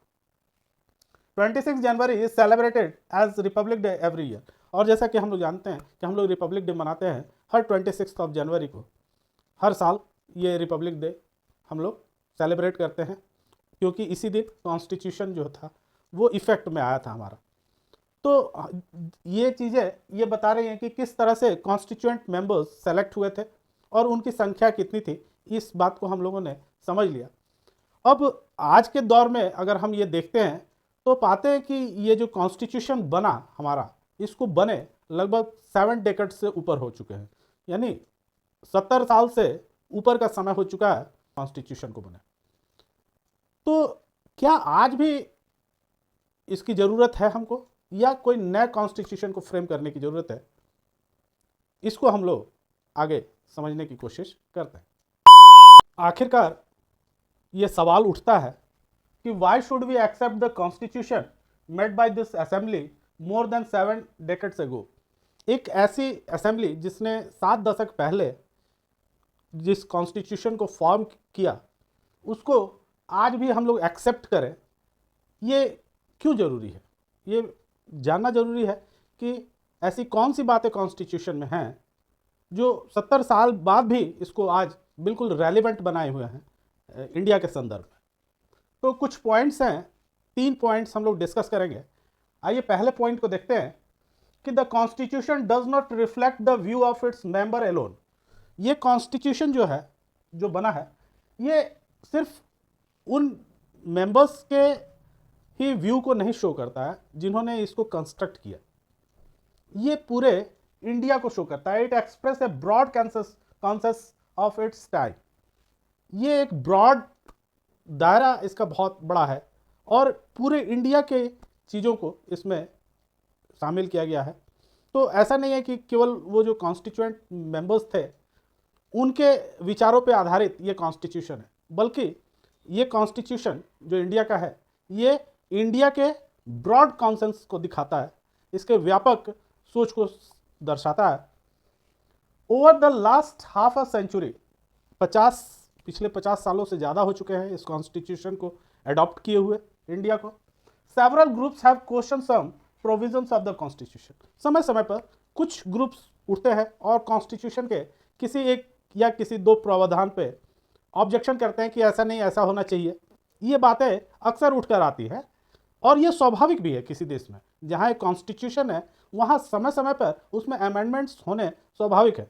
तो जब भी सरकार को ऐसा महसूस हुआ कि उसमें अमेंडमेंट्स की ज़रूरत है और लोगों ने आवाज़ उठाई, किसी ग्रुप ने आवाज़ उठाई, तो उसकी बात को समझा गया, उसकी बात को रियलाइज़ किया गया और समय समय पर इसमें संशोधन किए गए हैं। लेकिन नो लार्ज सोशल ग्रुप और पॉलिटिकल पार्टी, कोई भी अभी तक इन 70 सालों में कोई भी बड़ा ग्रुप जो पूरे इंडिया के स्तर पे हो, ऐसा कोई ग्रुप या फिर कोई political party has ever question the लिगमेटेसी ऑफ द कॉन्स्टिट्यूशन इटसेल्फ, इसकी वैधता पर कोई प्रश्न किसी ने खड़ा नहीं किया। चाहे वो कोई बहुत बड़ा ग्रुप हो जिसका महत्व पूरे इंडिया के स्तर पे हो या फिर कोई पॉलिटिकल पार्टी हो, ऐसा कोई भी इंस्टीट्यूशन नहीं था जिसने प्रश्न खड़ा किया हो कि ये कॉन्स्टिट्यूशन जो है वो वैध नहीं है या इसकी वैधता पर कोई प्रश्न हो। तो ये सारी चीज़ें कभी देखने को नहीं मिली इन 70 सालों में। तो ये बातें ये इस बात को साबित करती हैं कि जो कॉन्स्टिट्यूशन फ्रेम हुआ है वो आज के समय में भी उतनी ही रेलिवेंट है जब इनको फ्रेम किया गया था। हाँ, समय समय पर कुछ इसके आर्टिकल्स में, कुछ चीज़ों में ज़रूर अमेंडमेंट्स लाए गए हैं और ये परिवर्तन जरूरी भी है। इसीलिए कॉन्स्टिट्यूशन ने खुद उसके अंदर अमेंडमेंट्स के प्रावधान रखे हैं कि कभी भी जैसा उचित समझा जाए, सरकारों को जैसा उचित लगे, वो समय समय पर संविधान में संशोधन करते रहे। ये जो कॉन्स्टिट्यूएंट असेंबली थी ये पूरे इंडिया को रिप्रेजेंट करती थी। The constituent assembly represent the people of India, ये पूरे इंडिया को रिप्रेजेंट करती थी। आइए इसको समझते हैं कि कैसे। It has been not chosen directly by all the people of India. ये जो असेंबली थी, constituent assembly, it was not chosen by the people of India directly. इनको वोट के द्वारा नहीं चुना गया था। अब इनकी प्रक्रिया को जरा समझ लेते हैं कि कैसे इनको चुना गया था। was elected mainly by the members of existing provisional legislature। 1935 में गवर्नमेंट ऑफ इंडिया एक्ट अंग्रेजों ने पास किया और इसके तहत उन्होंने जितने भी प्रोविंस थे इन ब्रिटिश गवर्नमेंट, जितने भी प्रोविंस थे, जैसे आज स्टेट कहे जाते हैं उस समय उनको प्रोविंस कहा जाता था। तो जैसे आज स्टेट्स के चुनाव होते हैं वैसे ही उस समय प्रोविंस के चुनाव कराए गए इस एक्ट के अनुसार। और उनमें जो रिप्रेजेंटेटिव चुन करके आए उनमें से कुछ रिप्रेजेंटेटिव को इलेक्ट किया गया फॉर द कॉन्स्टिट्यूएंट असेंबली। तो ये कॉन्स्टिट्यूएंट असेंबली जो बनकर तैयार हुई इसमें सभी प्रोविंस की भागीदारी थी। ऐसा नहीं था कि कोई एक विशेष प्रोविंस से सारे कॉन्स्टिट्यूएंट असेंबली के मेंबर्स को चुन के ले आया गया था और they are elected directly by the people of India. ये उन प्रोविंस में चुने गए मेंबर्स थे और फिर इनको प्रोविंस से लेकर के आया गया। जैसे आज राज्यसभा का चुनाव होता है उसमें प्रोविंस से यानी स्टेट से लोगों को लेकर के आया जाता है इन द राज्यसभा। ठीक वही प्रक्रिया उस समय कॉन्स्टिट्यूएंट असेंबली के लिए लागू की गई और वहाँ से उन लोगों को पिक किया गया। It ensure a fair geographical share of the members of all the regions of the country. ये प्रोविंस, चारों तरफ प्रोविंस फैले हुए थे उस समय ब्रिटिश गवर्नमेंट में, तो सारे प्रोविंस का रिप्रेजेंटेशन इसमें आ गया।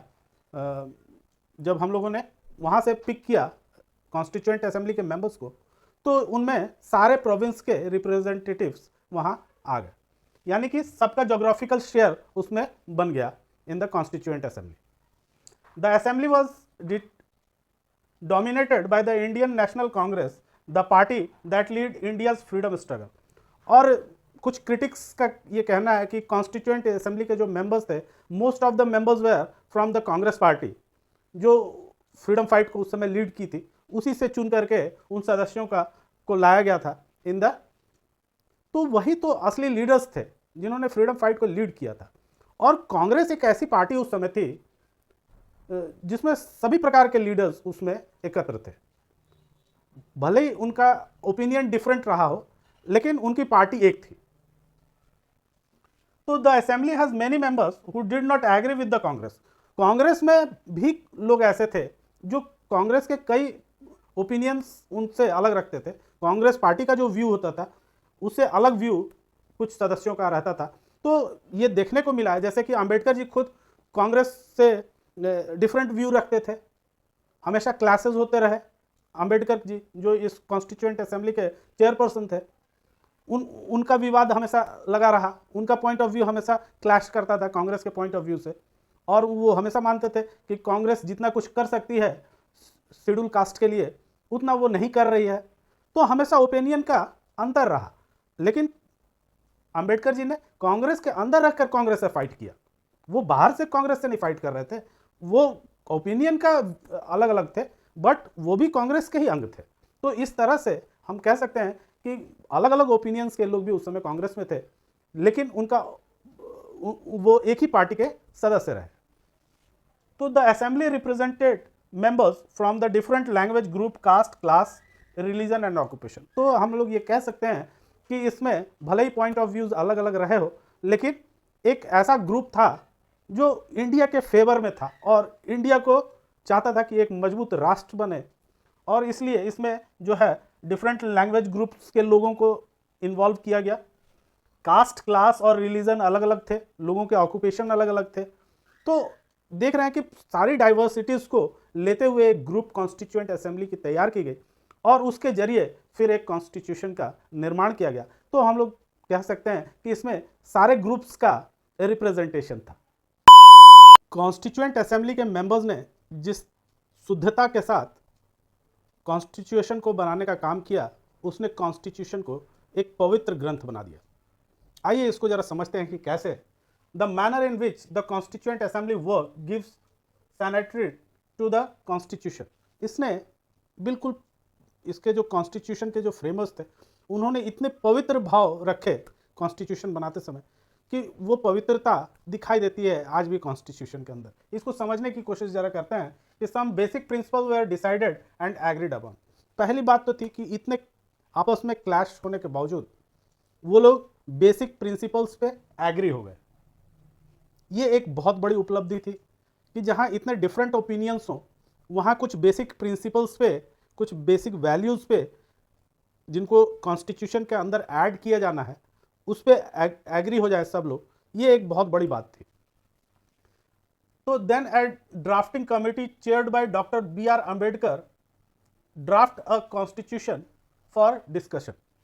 उसके बाद एक ड्राफ्ट कमेटी बनाई गई जिसके चेयरपर्सन डॉक्टर भीमराव अंबेडकर को नियुक्त किया गया और उनके नेतृत्व में, उनके गाइडेंस में एक ड्राफ्ट कॉन्स्टिट्यूशन का तैयार किया गया और उसको फिर डिस्कशन के लिए जो कॉन्स्टिट्यूएंट असेंबली के मेंबर्स थे उनके पास उपस्थित किया गया।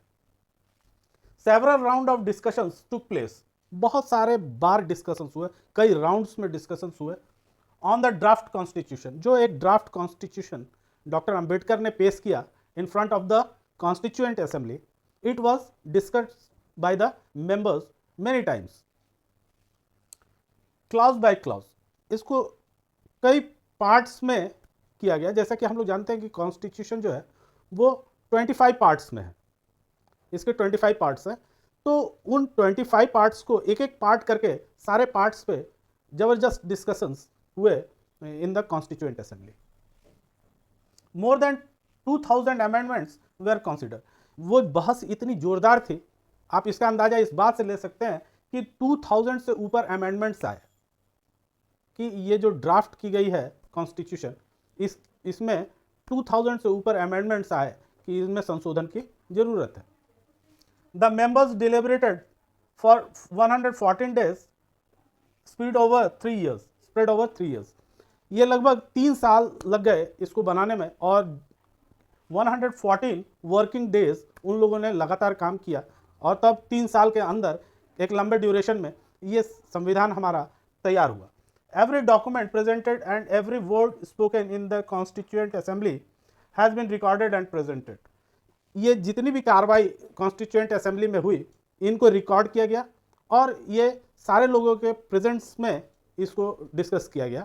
यानी कि वहाँ जो एक दर्शक दीर्घा होती है पार्लियामेंट में, वहाँ लोग बैठ सकते थे और इस डिबेट को सुन सकते थे जो कॉन्स्टिट्यूएंट असेंबली में हो रहे थे। यानी कि उस समय भी जो कॉन्स्टिट्यूएंट फ्रेमर्स थे वो इतने खुले विचार के थे कि कॉन्स्टिट्यूशन को कैसे फ्रेम किया जा रहा है, ये लोग आए बैठे असेंबली में और देखें, इस चीज़ को अनुभव करें कि इनको कैसे फ्रेम आउट किया जा रहा है, किस प्रकार के डिस्कशंस हो रहे हैं।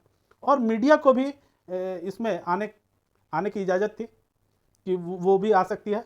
और न्यूज़पेपर्स में आते थे, उस समय आर्टिकल्स आते थे कि ऐसी ऐसी चर्चाएं हो रही हैं। तो हम लोगों ने देखा कि द कॉन्स्टिट्यूएंट असेंबली किस प्रकार से बनी और इसने किस प्रकार से काम किया कि आज के दौर में भी हमारा कॉन्स्टिट्यूशन जो है 70 साल के लंबे दौर के बाद भी आज भी रेलिवेंट है। हाँ, ये बात सही है कि उसमें समय समय पर कई अमेंडमेंट्स किए गए, लेकिन ये समय की ज़रूरत है और कॉन्स्टिट्यूशन ने खुद इसमें अपने आप में ये प्रावधान रखा है कि जहाँ ज़रूरत हो सरकारें उसमें अमेंडमेंट कर सकती है। तो बच्चों, उम्मीद है आपको वीडियो समझ में आया होगा, पसंद आया होगा। तो इसको अपने दोस्तों से शेयर कीजिए, लाइक कीजिए वीडियो को और सब्सक्राइब कीजिए। Thank you. Hello, this is Jagdamba Singh. Welcomes you all in Political Science class. We are continuing chapter number 2, which is Constitutional Design, and this is the 7th part. इससे previous video में हम लोगों ने discuss किया था कि how the constituent assembly was organised, कैसे उसको ऑर्गेनाइज किया गया था, इसको हम लोगों ने समझा था। और आज का टॉपिक है गाइडिंग वैल्यूज ऑफ कॉन्स्टिट्यूशन। तो आइए इस गाइडिंग वैल्यू ऑफ कॉन्स्टिट्यूशन को समझने की कोशिश करते हैं। We shall study the exact provisions of the constitution on different subjects. हम लोगों ने बहुत सारे प्रोविजंस जो कॉन्स्टिट्यूशन में दिए गए हैं उनको बार बार पढ़ा है, कई बार पढ़ा है, उन प्रोविजंस को स्टडी किया है। Let us understand the overall philosophy of what the constitution is all about. लेकिन हम लोगों ने कभी कॉन्स्टिट्यूशन की फिलोसफी को समझने की कोशिश नहीं की है। तो आज के वीडियो में हम लोग कॉन्स्टिट्यूशन की फिलोसफी को समझने की कोशिश करेंगे। तो इसको दो तरह से समझा जा सकता है। We can do this in 2 ways. इसको समझने के लिए 2 रास्ते अपनाए जा सकते हैं कि कॉन्स्टिट्यूशन ने क्या फिलॉसफी अडॉप्ट की है। पहला जो है, we can understand it by reading the views of some of our major leaders. पहला तरीका तो ये हो सकता है कि हम लोग जो मेजर लीडर्स रहे हैं फ्रीडम स्ट्रगल के, उनका योगदान बहुत ज़्यादा रहा है इस कॉन्स्टिट्यूशन को फ्रेम आउट करने में। तो उनके विचारों को अगर हम समझें कि उनके विचार क्या थे कॉन्स्टिट्यूशन को लेके, तो शायद हम लोगों को बात समझ में आए कि कॉन्स्टिट्यूशन में किन फिलॉसफीज को अडॉप्ट किया गया।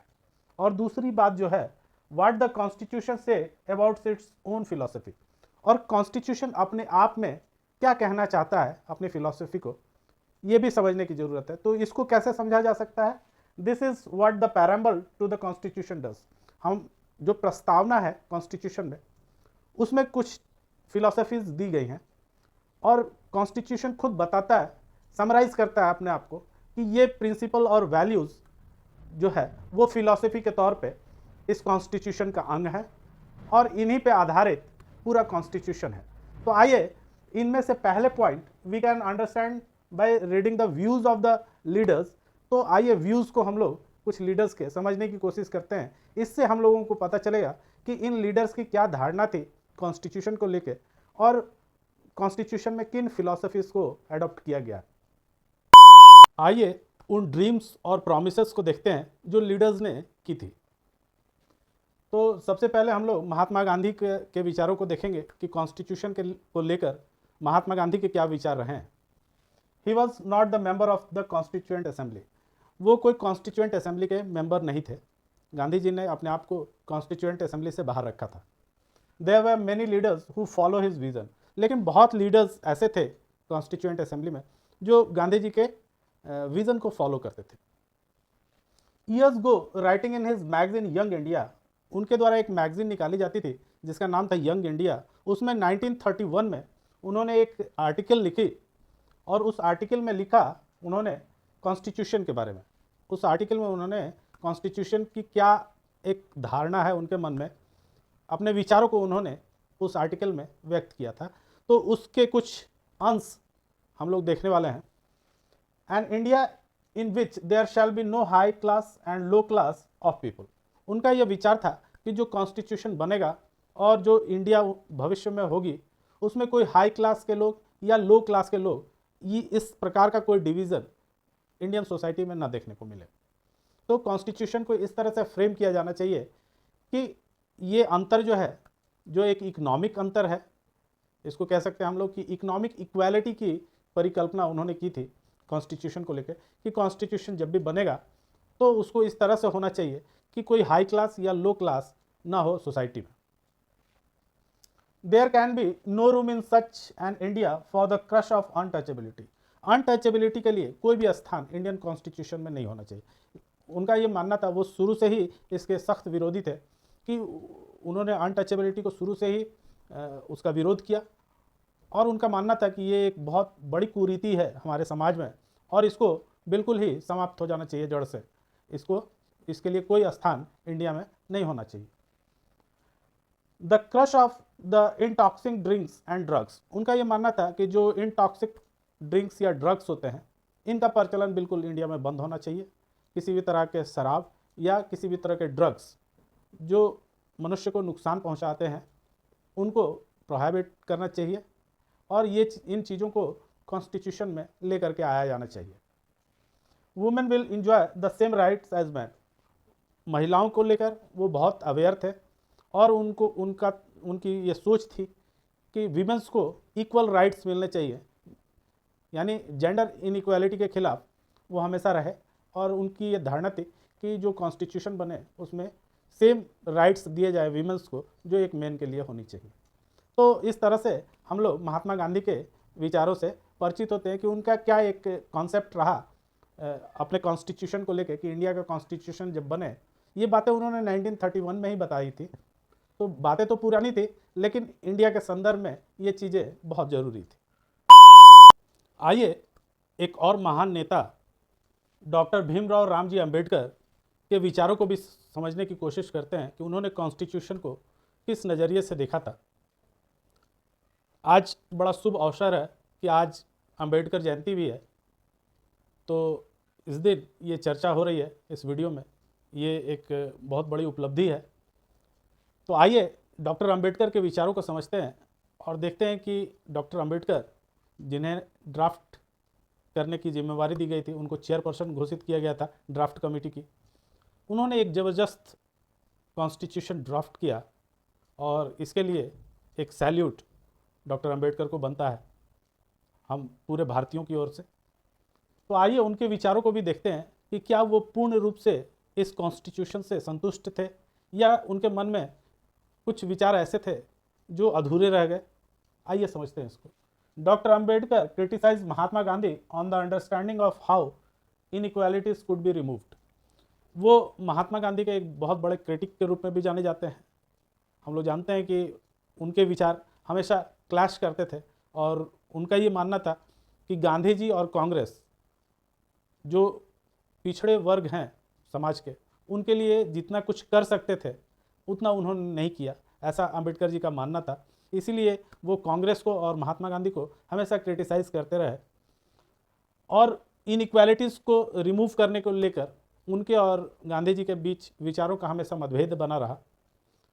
इन his concluding speech to the constituent assembly he said, जो कॉन्स्टिट्यूएंट असेंबली का समराइज कंक्लूडिंग स्पीच था उनका, उसमें उन्होंने क्या कहा इसको अगर हम लोग समझेंगे तो उनके विचार बहुत स्पष्ट रूप से इन बातों से सामने आते हैं। We are going to enter a life of contradictions. हम लोग, उनका कहना था कि हम लोग एक विरोधाभासी जिंदगी में प्रवेश करने वाले हैं और इस कॉन्स्टिट्यूशन के साथ इसकी शुरुआत होने वाली है। ऐसा वो क्यों कहते थे, क्यों उनका मानना था कि इसमें बहुत सारे कॉन्ट्राडिक्शंस हैं। तो आइए उन विचारों को समझते हैं, उन कॉन्ट्राडिक्शंस को समझने की कोशिश करते हैं। It in politics we will be in equality, we have equality, and in social and economic life we will be have inequalities. उनका ये मानना था कि पॉलिटिकल लाइफ में तो हम लोग सारे इंडियंस जितने भी सिटीजन्स हैं इंडिया के, they are going to be equal rights. उनमें इक्वालिटी पाई जाएगी एक पॉलिटिकल पॉइंट ऑफ व्यू से, लेकिन सोशल एंड इकोनॉमिक लाइफ में वहाँ पर डिफरेंसेस बने रहेंगे, उनका ये विचार था। तो we will be recognising the principle of one man one vote and one vote one value. हम लोग हमेशा इसको रिकॉग्नाइज करेंगे। जब भी हम लोग कॉन्स्टिट्यूशन पे विचार करेंगे तो हम ये पाएंगे कि एक व्यक्ति एक वोट और एक वोट उसकी एक वैल्यू, ये हमेशा दिखाई देगी इन द कॉन्स्टिट्यूशन, क्योंकि सभी को वोट देने का अधिकार है और सभी के वोट की वैल्यू सेम होगी।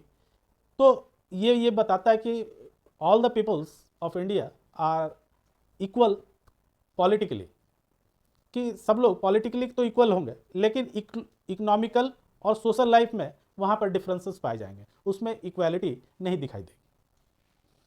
But in our social and economic life, social और इकोनॉमिक लाइफ में by the reason of our social and economic structure, जिस तरह का हमारा सोशल और इकोनॉमिक स्ट्रक्चर है समाज का, continues to deny the principle of one man one value, वो हमेशा डिनाई करेगा कि एक व्यक्ति और उसका एक वैल्यू हो, इस बात को डिनाई करेगा। वोट के मामले में तो दोनों इक्वल हैं, लेकिन सोशल और इकोनॉमिक रूप से एक व्यक्ति और उसका एक वैल्यू हो, ऐसा चीज़ देखने को समाज में नहीं मिलेगा। उन्होंने ही कॉन्स्टिट्यूशन को फ्रेम किया और हम देख रहे हैं कि उनका ही कहना था कि ये कॉन्ट्राडिक्शन हमेशा आपको दिखाई देगा इन समाज, और हम लोग आज भी इसको ऑब्जर्व कर रहे हैं कि तो all the citizens are equal, but economic और सोशली वहाँ पर इनइक्वालिटीज़ देखने को मिलती है। तो उनका कहना था कि how long shall we continue to live this life of contradiction, और हम लोग कब तक इस कॉन्ट्राडिक्शन को झेलेंगे। शायद कोई ऐसा भविष्य में काम हो जिससे ये इक्वालिटीज़ यहाँ भी स्थापित हो, यानी सोशल इक्वालिटी भी मिले लोगों को, इंडियंस को, और इकोनॉमिक स्टेबिलिटी, इकोनॉमिक इक्वालिटी भी उनको प्राप्त हो पाए। तो ये विचार थे कॉन्स्टिट्यूशन को लेकर अंबेडकर जी। आइए जवाहरलाल नेहरू के विचारों को भी समझने की कोशिश करते हैं। पंडित जवाहरलाल नेहरू और उनके एक स्पीच की चर्चा यहाँ है, जिसको उन्होंने इंडिपेंडेंस के मध्य रात्रि में दिया था, यानी 15 अगस्त 1947 को जब इंडिया आज़ाद हुआ, उसी समय रात को मध्य रात्रि में उन्होंने ये स्पीच दिया था, जिसको हम लोग ट्राइसेट विद डेस्टिनी के नाम से जानते हैं। He said in his speech to the midnight on 15 August 1947, ये जो स्पीच उनके द्वारा दी गई, ये 1947 को 15 अगस्त को दी गई, जिस दिन आज़ाद हुआ था India. It was the speech known as tryst with destiny. इसको ट्राइसेट विद डेस्टिनी के नाम से ये स्पीच चर्चित है। इसको, इस स्पीच को अगर हम समराइज़ करें, ये एक लंबा चौड़ा स्पीच है उनका, अगर इसके निचोड़ को अगर हम समझने की कोशिश करें कि इसमें उन्होंने क्या कहने की कोशिश की थी, तो वो ये है कि it's focus on restoring the glory of India. India के ग्लोरी को रिस्टोर करने की बात उन्होंने अपने इस स्पीच में की थी। And restoring after the destruction caused by the British rule, और ब्रिटिश रूल्स के द्वारा जो इसको नुकसान पहुंचाए गए थे, उस ग्लोरी को इंडिया के फिर से उन्होंने कहा कि इसको रिस्टोर करने की ज़रूरत है, और एक बताया भी उन्होंने कि किस तरह से इसको रिस्टोर किया जाना चाहिए। तो ये जो उनकी स्पीच है, ये काफ़ी फेमस रही, ट्राइसेट विद डेस्टिनी। तो बच्चों, हम लोगों ने कुछ लीडर्स के बारे में पढ़ा कि उनके क्या विचार थे कॉन्स्टिट्यूशन को लेकर के। तो उम्मीद है कि आपको ये सारे ड्रीम्स एंड प्रॉमिसेस समझ में आए होंगे। तो इसको शेयर कीजिए अपने दोस्तों के साथ, लाइक कीजिए वीडियो को और सब्सक्राइब कीजिए। Thank you. Hello, this is Jagdamba Singh, welcomes you all in political science class. We are continuing chapter number 2 which is constitutional design, and this is the 8th part. इससे प्रीवियस वीडियो में हम लोगों ने जानने की कोशिश की थी कि फ़िलॉसफी को अगर कॉन्स्टिट्यूशन के जानना है तो उसके 2 तरीके हो सकते हैं। पहला तरीका तो ये है कि कुछ लीडर्स, ऐसे मेजर लीडर्स हैं जिनके वक्तव्यों को सुनकर, उनके थॉट्स को सुनकर कॉन्स्टिट्यूशन को लेकर उनके क्या थॉट्स हैं, इसको लेकर हम लोग जान सकते हैं कि कॉन्स्टिट्यूशन में किन चीज़ों को शामिल किया गया है। या फिर दूसरा तरीका है जिसको आज के वीडियो में हम लोग जानने वाले हैं, और वो है what the constitution say about its own philosophy, कि कॉन्स्टिट्यूशन अपने आप से अपनी फिलॉसफी में क्या कहता है। इसको कैसे जानेंगे, तो इसको जानने के लिए this is what the preamble of the constitution does. जो प्रस्तावना यानी पैराम्बल दिया हुआ है कॉन्स्टिट्यूशन के फर्स्ट पेज पे, उसको पढ़ करके हम लोग जान सकते हैं कि इसमें कौन से वैल्यूज़ और प्रिंसिपल्स ऐड किए गए हैं और किन बातों को लेकर ये कॉन्स्टिट्यूशन चलता है। तो आज के इस वीडियो में हम लोग पैराम्बल के बारे में विस्तृत रूप में जानेंगे कि क्या क्या चीज़ें उसमें शामिल की गई हैं, ताकि हमको एक आउटलुक मिल सके कि हमारा कॉन्स्टिट्यूशन जो है वो किन फिलॉसफी पे आधारित है। तो आइए शुरू करते हैं वीडियो को। सबसे पहले तो हम लोग ये जानेंगे कि व्हाट इज़ पैराम्बल। पैराम्बल क्या है, इसको हम लोग जानने की कोशिश करेंगे। तो the preamble of the constitution of India present the principle of the constitution and indicates the sources of its authority. Preamble जो है वो कॉन्स्टिट्यूशन ऑफ इंडिया के प्रिंसिपल्स को प्रेजेंट करता है, यानी उसमें कौन से प्रिंसिपल और वैल्यूज़ लिए गए हैं इसको प्रेजेंट करता है। And indicates the sources of authority, और इसकी ऑथोरिटी को शो करता है कि कहाँ से इसकी ऑथोरिटी को लेकर के आया गया है कॉन्स्टिट्यूशन। तो आइए इसको हम लोग विस्तार में जानते हैं कि taking inspiration from American model. तो ये सोर्सेज जो है बहुत सारे जगह से लिए गए हैं इन द कॉन्स्टिट्यूशन, यानी कि कॉन्स्टिट्यूशन को फ्रेम करने के लिए बहुत देशों के कॉन्स्टिट्यूशन से बहुत सारे प्रिंसिपल्स और वैल्यूज़ को इकट्ठा किया गया है अपने कॉन्स्टिट्यूशन में। तो taking inspiration from American model से हम लोग इंस्पायर्ड थे बहुत ज़्यादा, क्योंकि अमेरिका सबसे ओल्डेस्ट डेमोक्रेसी है वर्ल्ड का। तो उससे इंस्पिरेशन लेना हम लोगों को ज़रूरी था, क्योंकि हम लोग अपने कॉन्स्टिट्यूशन को एक डेमोक्रेटिक कॉन्स्टिट्यूशन बनाने वाले थे। Most countries in the contemporary world have chosen to begin their constitution with a preamble। और ये बहुत सारे देशों की परंपरा रही कि उन्होंने जब भी अपना कॉन्स्टिट्यूशन लिखा तो उसमें प्रस्तावना को पहले पेज पे लिखने का काम किया, और ये एक तरह से समराइज करता है कॉन्स्टिट्यूशन को। पैराम्बल जो है वो समराइज करता है कॉन्स्टिट्यूशन को कि उसमें किन बातों और किन प्रिंसिपल्स और वैल्यूज़ को लिया गया है। तो आइए इंडियन कॉन्स्टिट्यूशन के पैराम्बल को हम लोग समझने की कोशिश करते हैं। आइए कुछ और पैराम्बल के बारे में जानते हैं। The preamble of the constitution reads like a poem on democracy. ये पढ़ने में इस तरह से लगता है जैसे कि कोई पोएम पढ़ा जा रहा हो जो डेमोक्रेसी के ऊपर लिखी गई है, यानी कि पैराम्बल को इस तरह से सजा करके लिखा गया है तो उसको पढ़ने पे वो लयबद्ध हो जाता है और लगता है कि जैसे कोई पोइट्री पढ़ी जा रही हो जो कि डेमोक्रेसी पर लिखी गई है। It contents the philosophy on which the entire constitution has been build. जिन फिलॉसफी पे ये बिल्ड हुआ है ये कॉन्स्टिट्यूशन, उस पूरे फिलॉसफी को एक निचोड़ के रूप में, एक सारांश के रूप में, एक समरी के रूप में पैराम्बल में लिखा गया है। तो उसमें वो सारे प्रिंसिपल्स और वैल्यूज़ लिखे गए हैं जो इस कॉन्स्टिट्यूशन के अंग हैं और जिन पे ये पूरा कॉन्स्टिट्यूशन निर्भर करता है। It provides a standard to examine and evaluate any law and action of government to find whether it is good और बैड। अब देखिए, कोई भी लॉ जो कॉन्स्टिट्यूशन में है या गवर्नमेंट फॉर्म कर रही है किसी लॉ को अपने सिटीजन्स के लिए, या गवर्नमेंट का कोई एक्शन, ये सही है या गलत है, इस बात को समझने के लिए कॉन्स्टिट्यूशन के पैराम्बल्स को समझना बहुत ज़रूरी है। अगर हम उन प्रिंसिपल्स को समझते हैं जो कॉन्स्टिट्यूशन के अंग हैं जिन पर यह कॉन्स्टिट्यूशन निर्भर करता है, इंडियन कॉन्स्टिट्यूशन, तब हम ये इवेल्यूएट कर सकते हैं, ये मूल्यांकन कर सकते हैं, या हम जांच सकते हैं कि गवर्नमेंट जो काम कर रही है वो सही है या गलत, या जो लॉज बनाए जा रहे हैं सिटीजन्स के लिए वो सही बनाए जा रहे हैं या नहीं। इस बात का निर्णय इस बात से होगा कि वो उन प्रिंसिपल्स को, उन वैल्यूज़ को लेकर के बनाया गया है या नहीं, या गवर्नमेंट जो काम कर रही है वो इसके फेवर में है या नहीं, इन प्रिंसिपल्स के फेवर में है या नहीं। तो ये सारी चीज़ें कहीं ना कहीं पैराम्बल से जुड़ी हुई हैं, क्योंकि यही आधार है हमारी डेमोक्रेसी का। It is the soul of the Indian constitution. इसको हम लोग एक तरह से इंडियन कॉन्स्टिट्यूशन की आत्मा भी कहते हैं। आइए पैराम्बल में लिखी बातों को समझने की कोशिश करते हैं।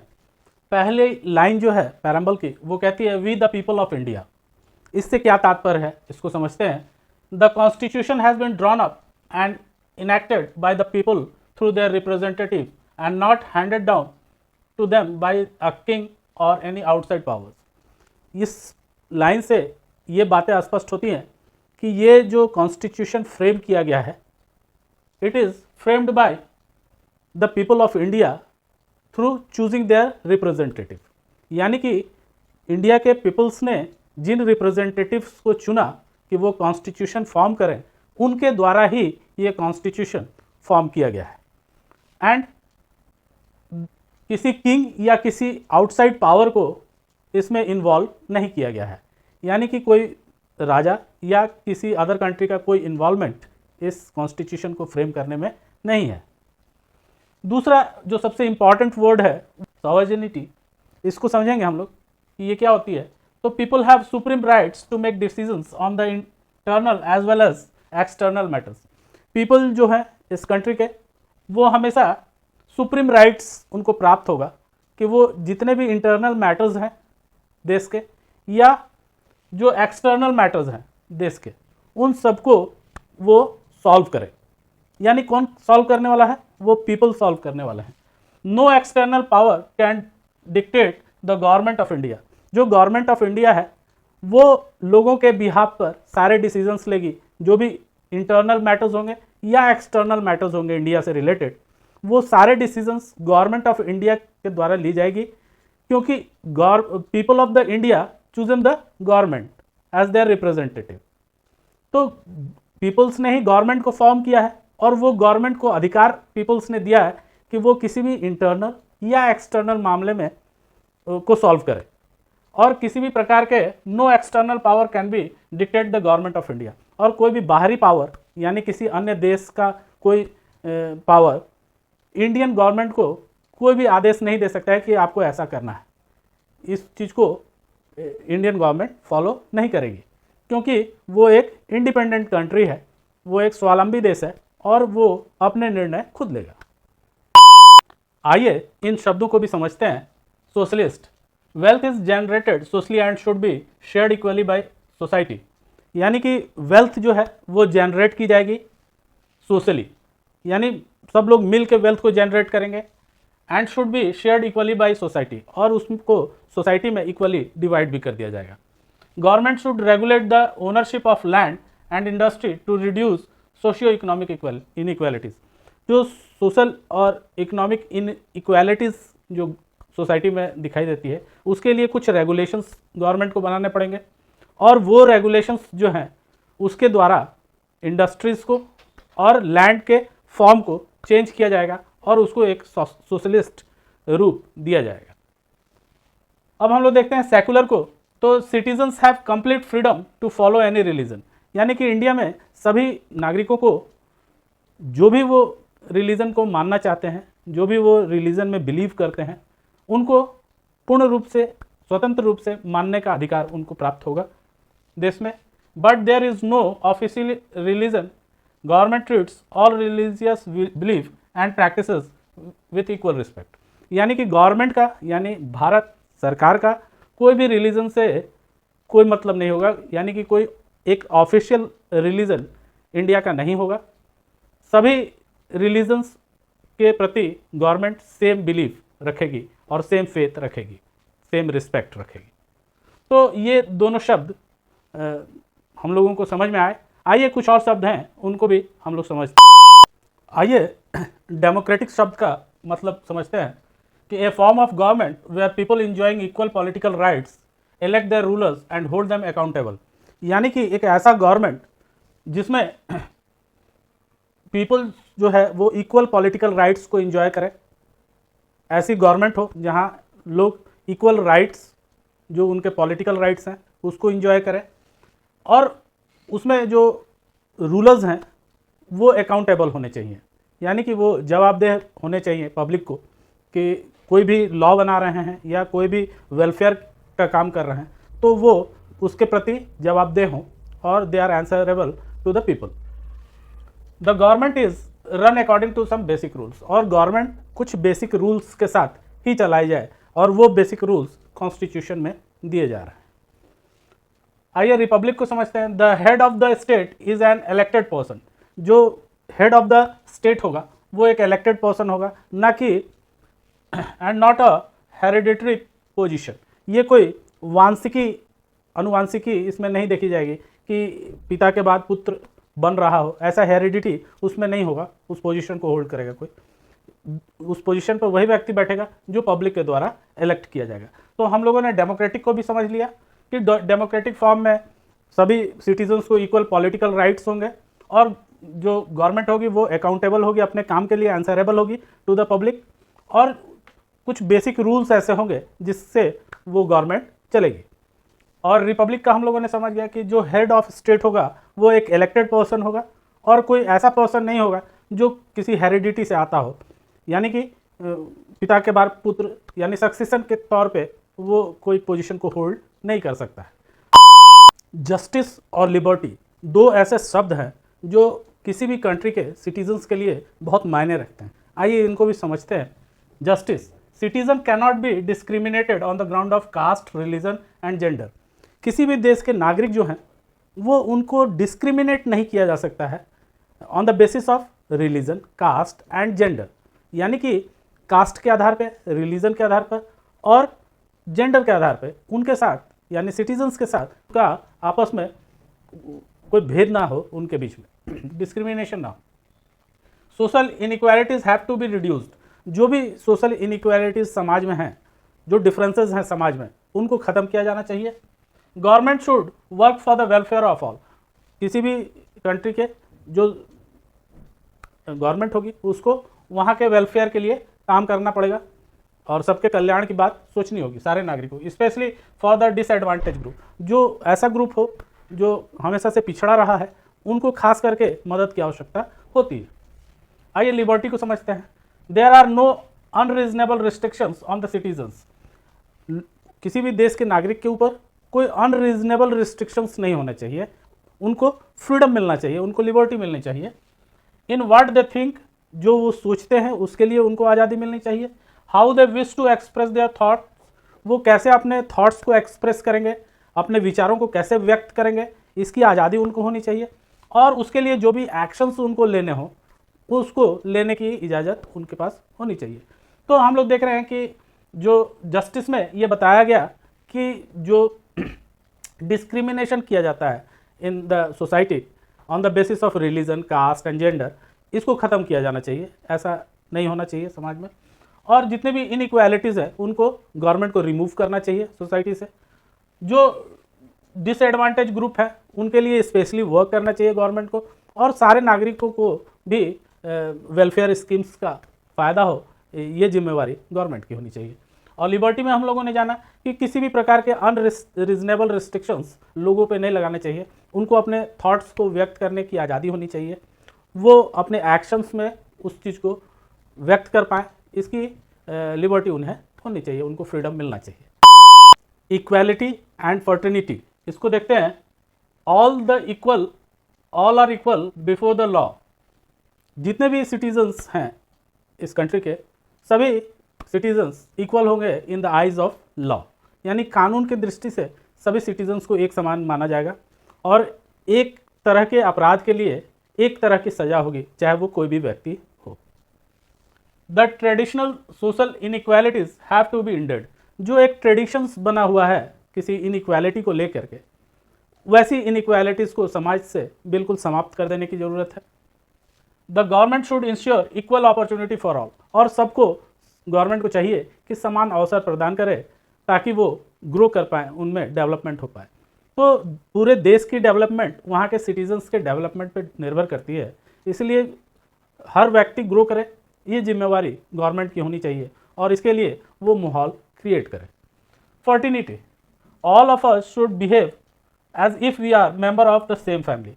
हम सभी नागरिकों को इस तरह का व्यवहार करना चाहिए कि ये लगे कि हम सभी एक फैमिली के मेंबर्स हैं। And no one should treat a fellow citizen as inferior. और किसी भी व्यक्ति को ये हक नहीं होगा कि वो किसी दूसरे व्यक्ति को इन्फीरियर साबित करे, यानी कि उसको ये बताए कि वो इन्फीरियर है। ये चीज़ें नहीं होनी चाहिए समाज में। तो हम लोगों ने इक्वालिटी को समझा, इसमें समझा कि लॉ की दृष्टि में सभी नागरिक सेम हैं और एक अपराध चाहे किसी भी व्यक्ति के द्वारा किया गया हो उसके लिए एक सज़ा मुहैया होगी और उसको एक समान ट्रीट किया जाएगा। और दूसरी चीज़ थी कि जो भी ट्रेडिशनल इनइक्वालिटीज़ समाज में हैं उनको बिल्कुल समाप्त कर देने की ज़रूरत है समाज से। और गवर्नमेंट को चाहिए कि ऐसा माहौल क्रिएट करे जिसमें सबको एक समान अपॉर्चुनिटी मिले कि वो अपना डेवलपमेंट कर पाए। फर्टिनिटी में हम लोगों ने समझा कि सारे लोग जितने भी सिटीजन्स हैं उनको ये समझना चाहिए कि they are belonging to a same family, कि वो एक ही फैमिली से बिलोंग करते हैं। इस तरह की भावना उनके अंदर होनी चाहिए और कोई भी व्यक्ति किसी को इन्फीरियर साबित करने की कोशिश न करे समाज में। प्रस्तावना की अंतिम कुछ पंक्तियां इस प्रकार से हैं कि इन आवर कॉन्स्टिट्यूएंट असेंबली, जो कॉन्स्टिट्यूएंट असेंबली गठित की गई थी वो कॉन्स्टिट्यूएंट असेंबली अपने आप को कह रही है कि in our constituent assembly this 26 day of November 1949, ये जो तारीख है 26 नवंबर 1949 की, उस दिन hereby adopt, enact and give to our self this constitution. हम लोगों ने इस कॉन्स्टिट्यूशन को आज के दिन यानी 26 डे ऑफ नवंबर 1949 को हम लोगों ने इसे एडॉप्ट कर लिया और अपने आप को इस कॉन्स्टिट्यूशन को समर्पित किया।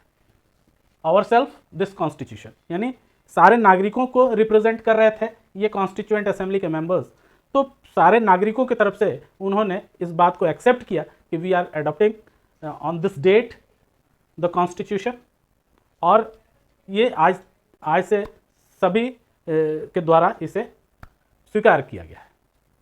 तो ये प्रस्तावना की कुछ बातें थी जिसको आज हम लोगों ने अपने वीडियोस में देखा, और उम्मीद है बच्चों कि आपको बहुत अच्छी तरह से सारी बातें समझ में आए होंगे कि वो कौन सी फिलॉसफीज़ हैं जिसको इंक्लूड किया गया अपने कॉन्स्टिट्यूशन में, और इसको एक समराइज रूप प्रेम्बल में दिया गया।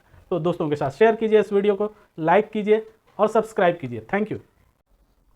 Hello, my self Jagdamba Singh welcomes you all in political science class. We are continuing chapter number 2 which is constitutional design and this is the 9th part. इससे प्रीवियस वीडियो में हम लोगों ने देखा था कि पैराम्बल में क्या चीज़ें दी गई हैं और उसके ज़रिए हम लोग ये समझने की कोशिश किए कि पैराम्बल में किन फिलॉसफीज़ को इंक्लूड किया गया है इन आवर कॉन्स्टिट्यूशन। तो पैराम्बल वो सारी चीज़ों को बताता है जो प्रिंसिपल और वैल्यूज़ के तौर पे इंडियन कॉन्स्टिट्यूशन में ली गई हैं।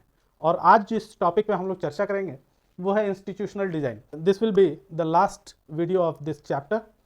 तो इसको समराइज भी करेंगे इस चैप्टर को हम लोग इसमें।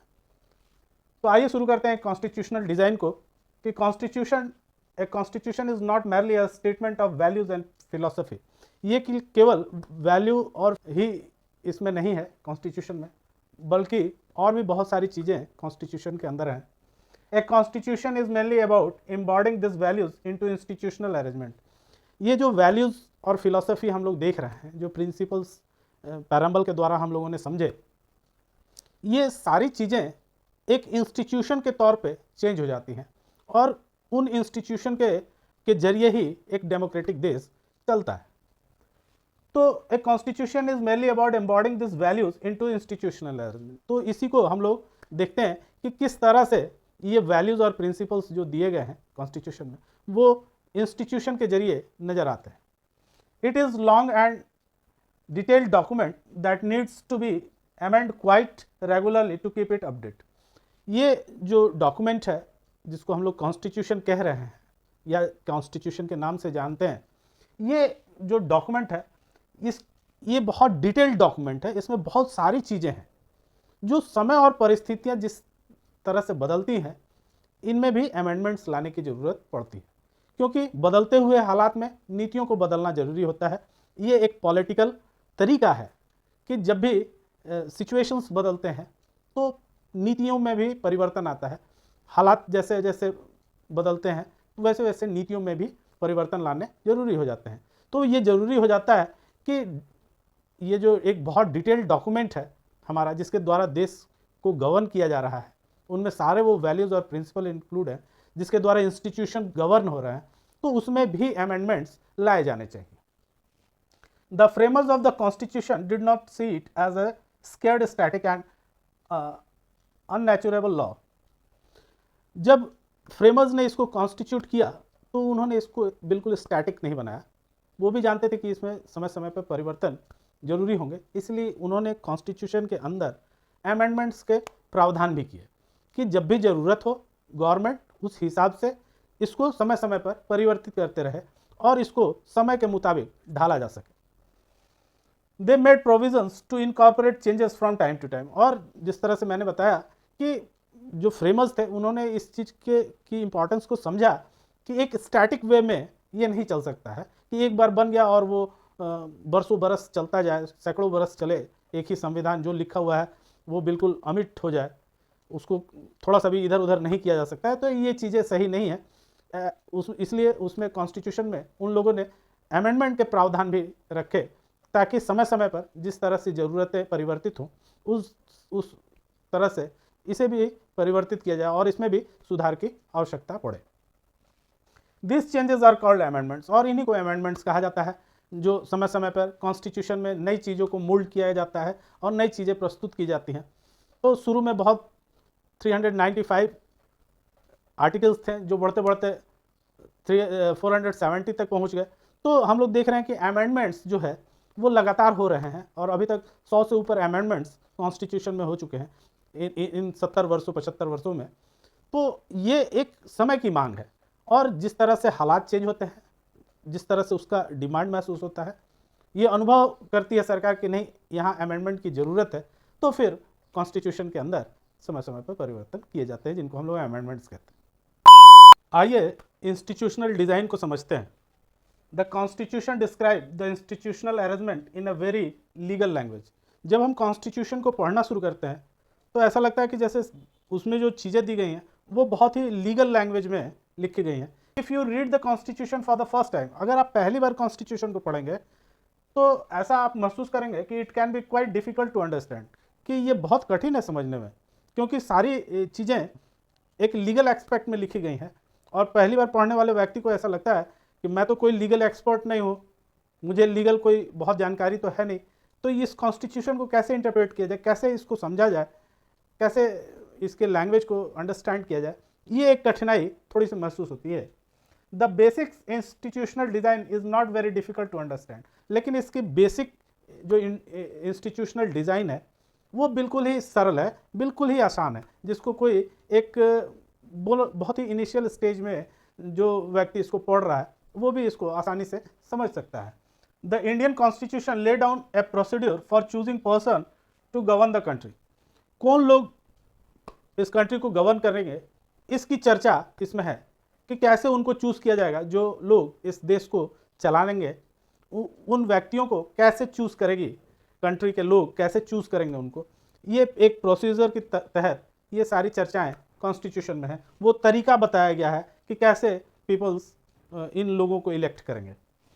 It defines how will have how much power to take which decision, कि किस व्यक्ति के पास जो संवैधानिक पद होंगे उसमें हर एक पद पे एक व्यक्ति बैठेगा और वो व्यक्ति कौन होगा और उसके कितने पावर्स होंगे ये डिफाइन करता है कि उसके पावर्स के क्या लिमिटेशंस होंगे, उसको बताया जाता है इन कॉन्स्टिट्यूशन। तो पहली बात हम देख रहे हैं कि जो लोग इस देश को चलाएंगे, फॉर्म करेंगे, उनका प्रोसीजर कैसा होगा, उनको कैसे चुना जाएगा, ये पूरी जानकारी कॉन्स्टिट्यूशन में दी गई है। अब दूसरी जानकारी ये है कि जो विभिन्न संवैधानिक पद हैं इन द कॉन्स्टिट्यूशन, जैसे प्रेसिडेंट है, प्राइम मिनिस्टर हैं, कैबिनेट मिनिस्टर है, गवर्नर हैं, तमाम संवैधानिक पद हैं। इन संवैधानिक पद पर जो व्यक्ति बैठेंगे उनके पावर्स के लिमिटेशंस क्या होंगे, इनको भी डिफाइन करता है। It puts limit to what the government can do by providing some rights that can not be violated. ये भी बताता है कि कुछ राइट्स प्रोवाइड किए गए हैं सिटीजन्स को, उस कंट्री के सिटीजन होने के नाते उनको कुछ फंडामेंटल राइट्स प्रोवाइड किए गए हैं और उन फंडामेंटल राइट्स को वायलेट करता हुआ गवर्नमेंट का कोई भी लॉ फॉर्म नहीं किया जा सकता है। इसको भी ये बताने की कोशिश करती है। तो हम लोग देखते हैं कि तमाम कॉन्स्टिट्यूशनल जो डिज़ाइन है वो किस तरह से काम करेगी उसको कॉन्स्टिट्यूशन में बखूबी समझाया गया है। उसके पावर और लिमिटेशंस को बताया गया है और उन तरीकों को, उन प्रोसीजर्स को भी बताया गया है जिनके द्वारा संवैधानिक पदों का चुनाव हो। तो उम्मीद है बच्चों कि ये चैप्टर आपको समझ में आया होगा। पूरे चैप्टर में मेरे साथ बने रहने के लिए आपको बहुत बहुत धन्यवाद। तो दोस्तों के साथ इस वीडियो को शेयर कीजिए, लाइक कीजिए वीडियो को और सब्सक्राइब कीजिए। Thank you.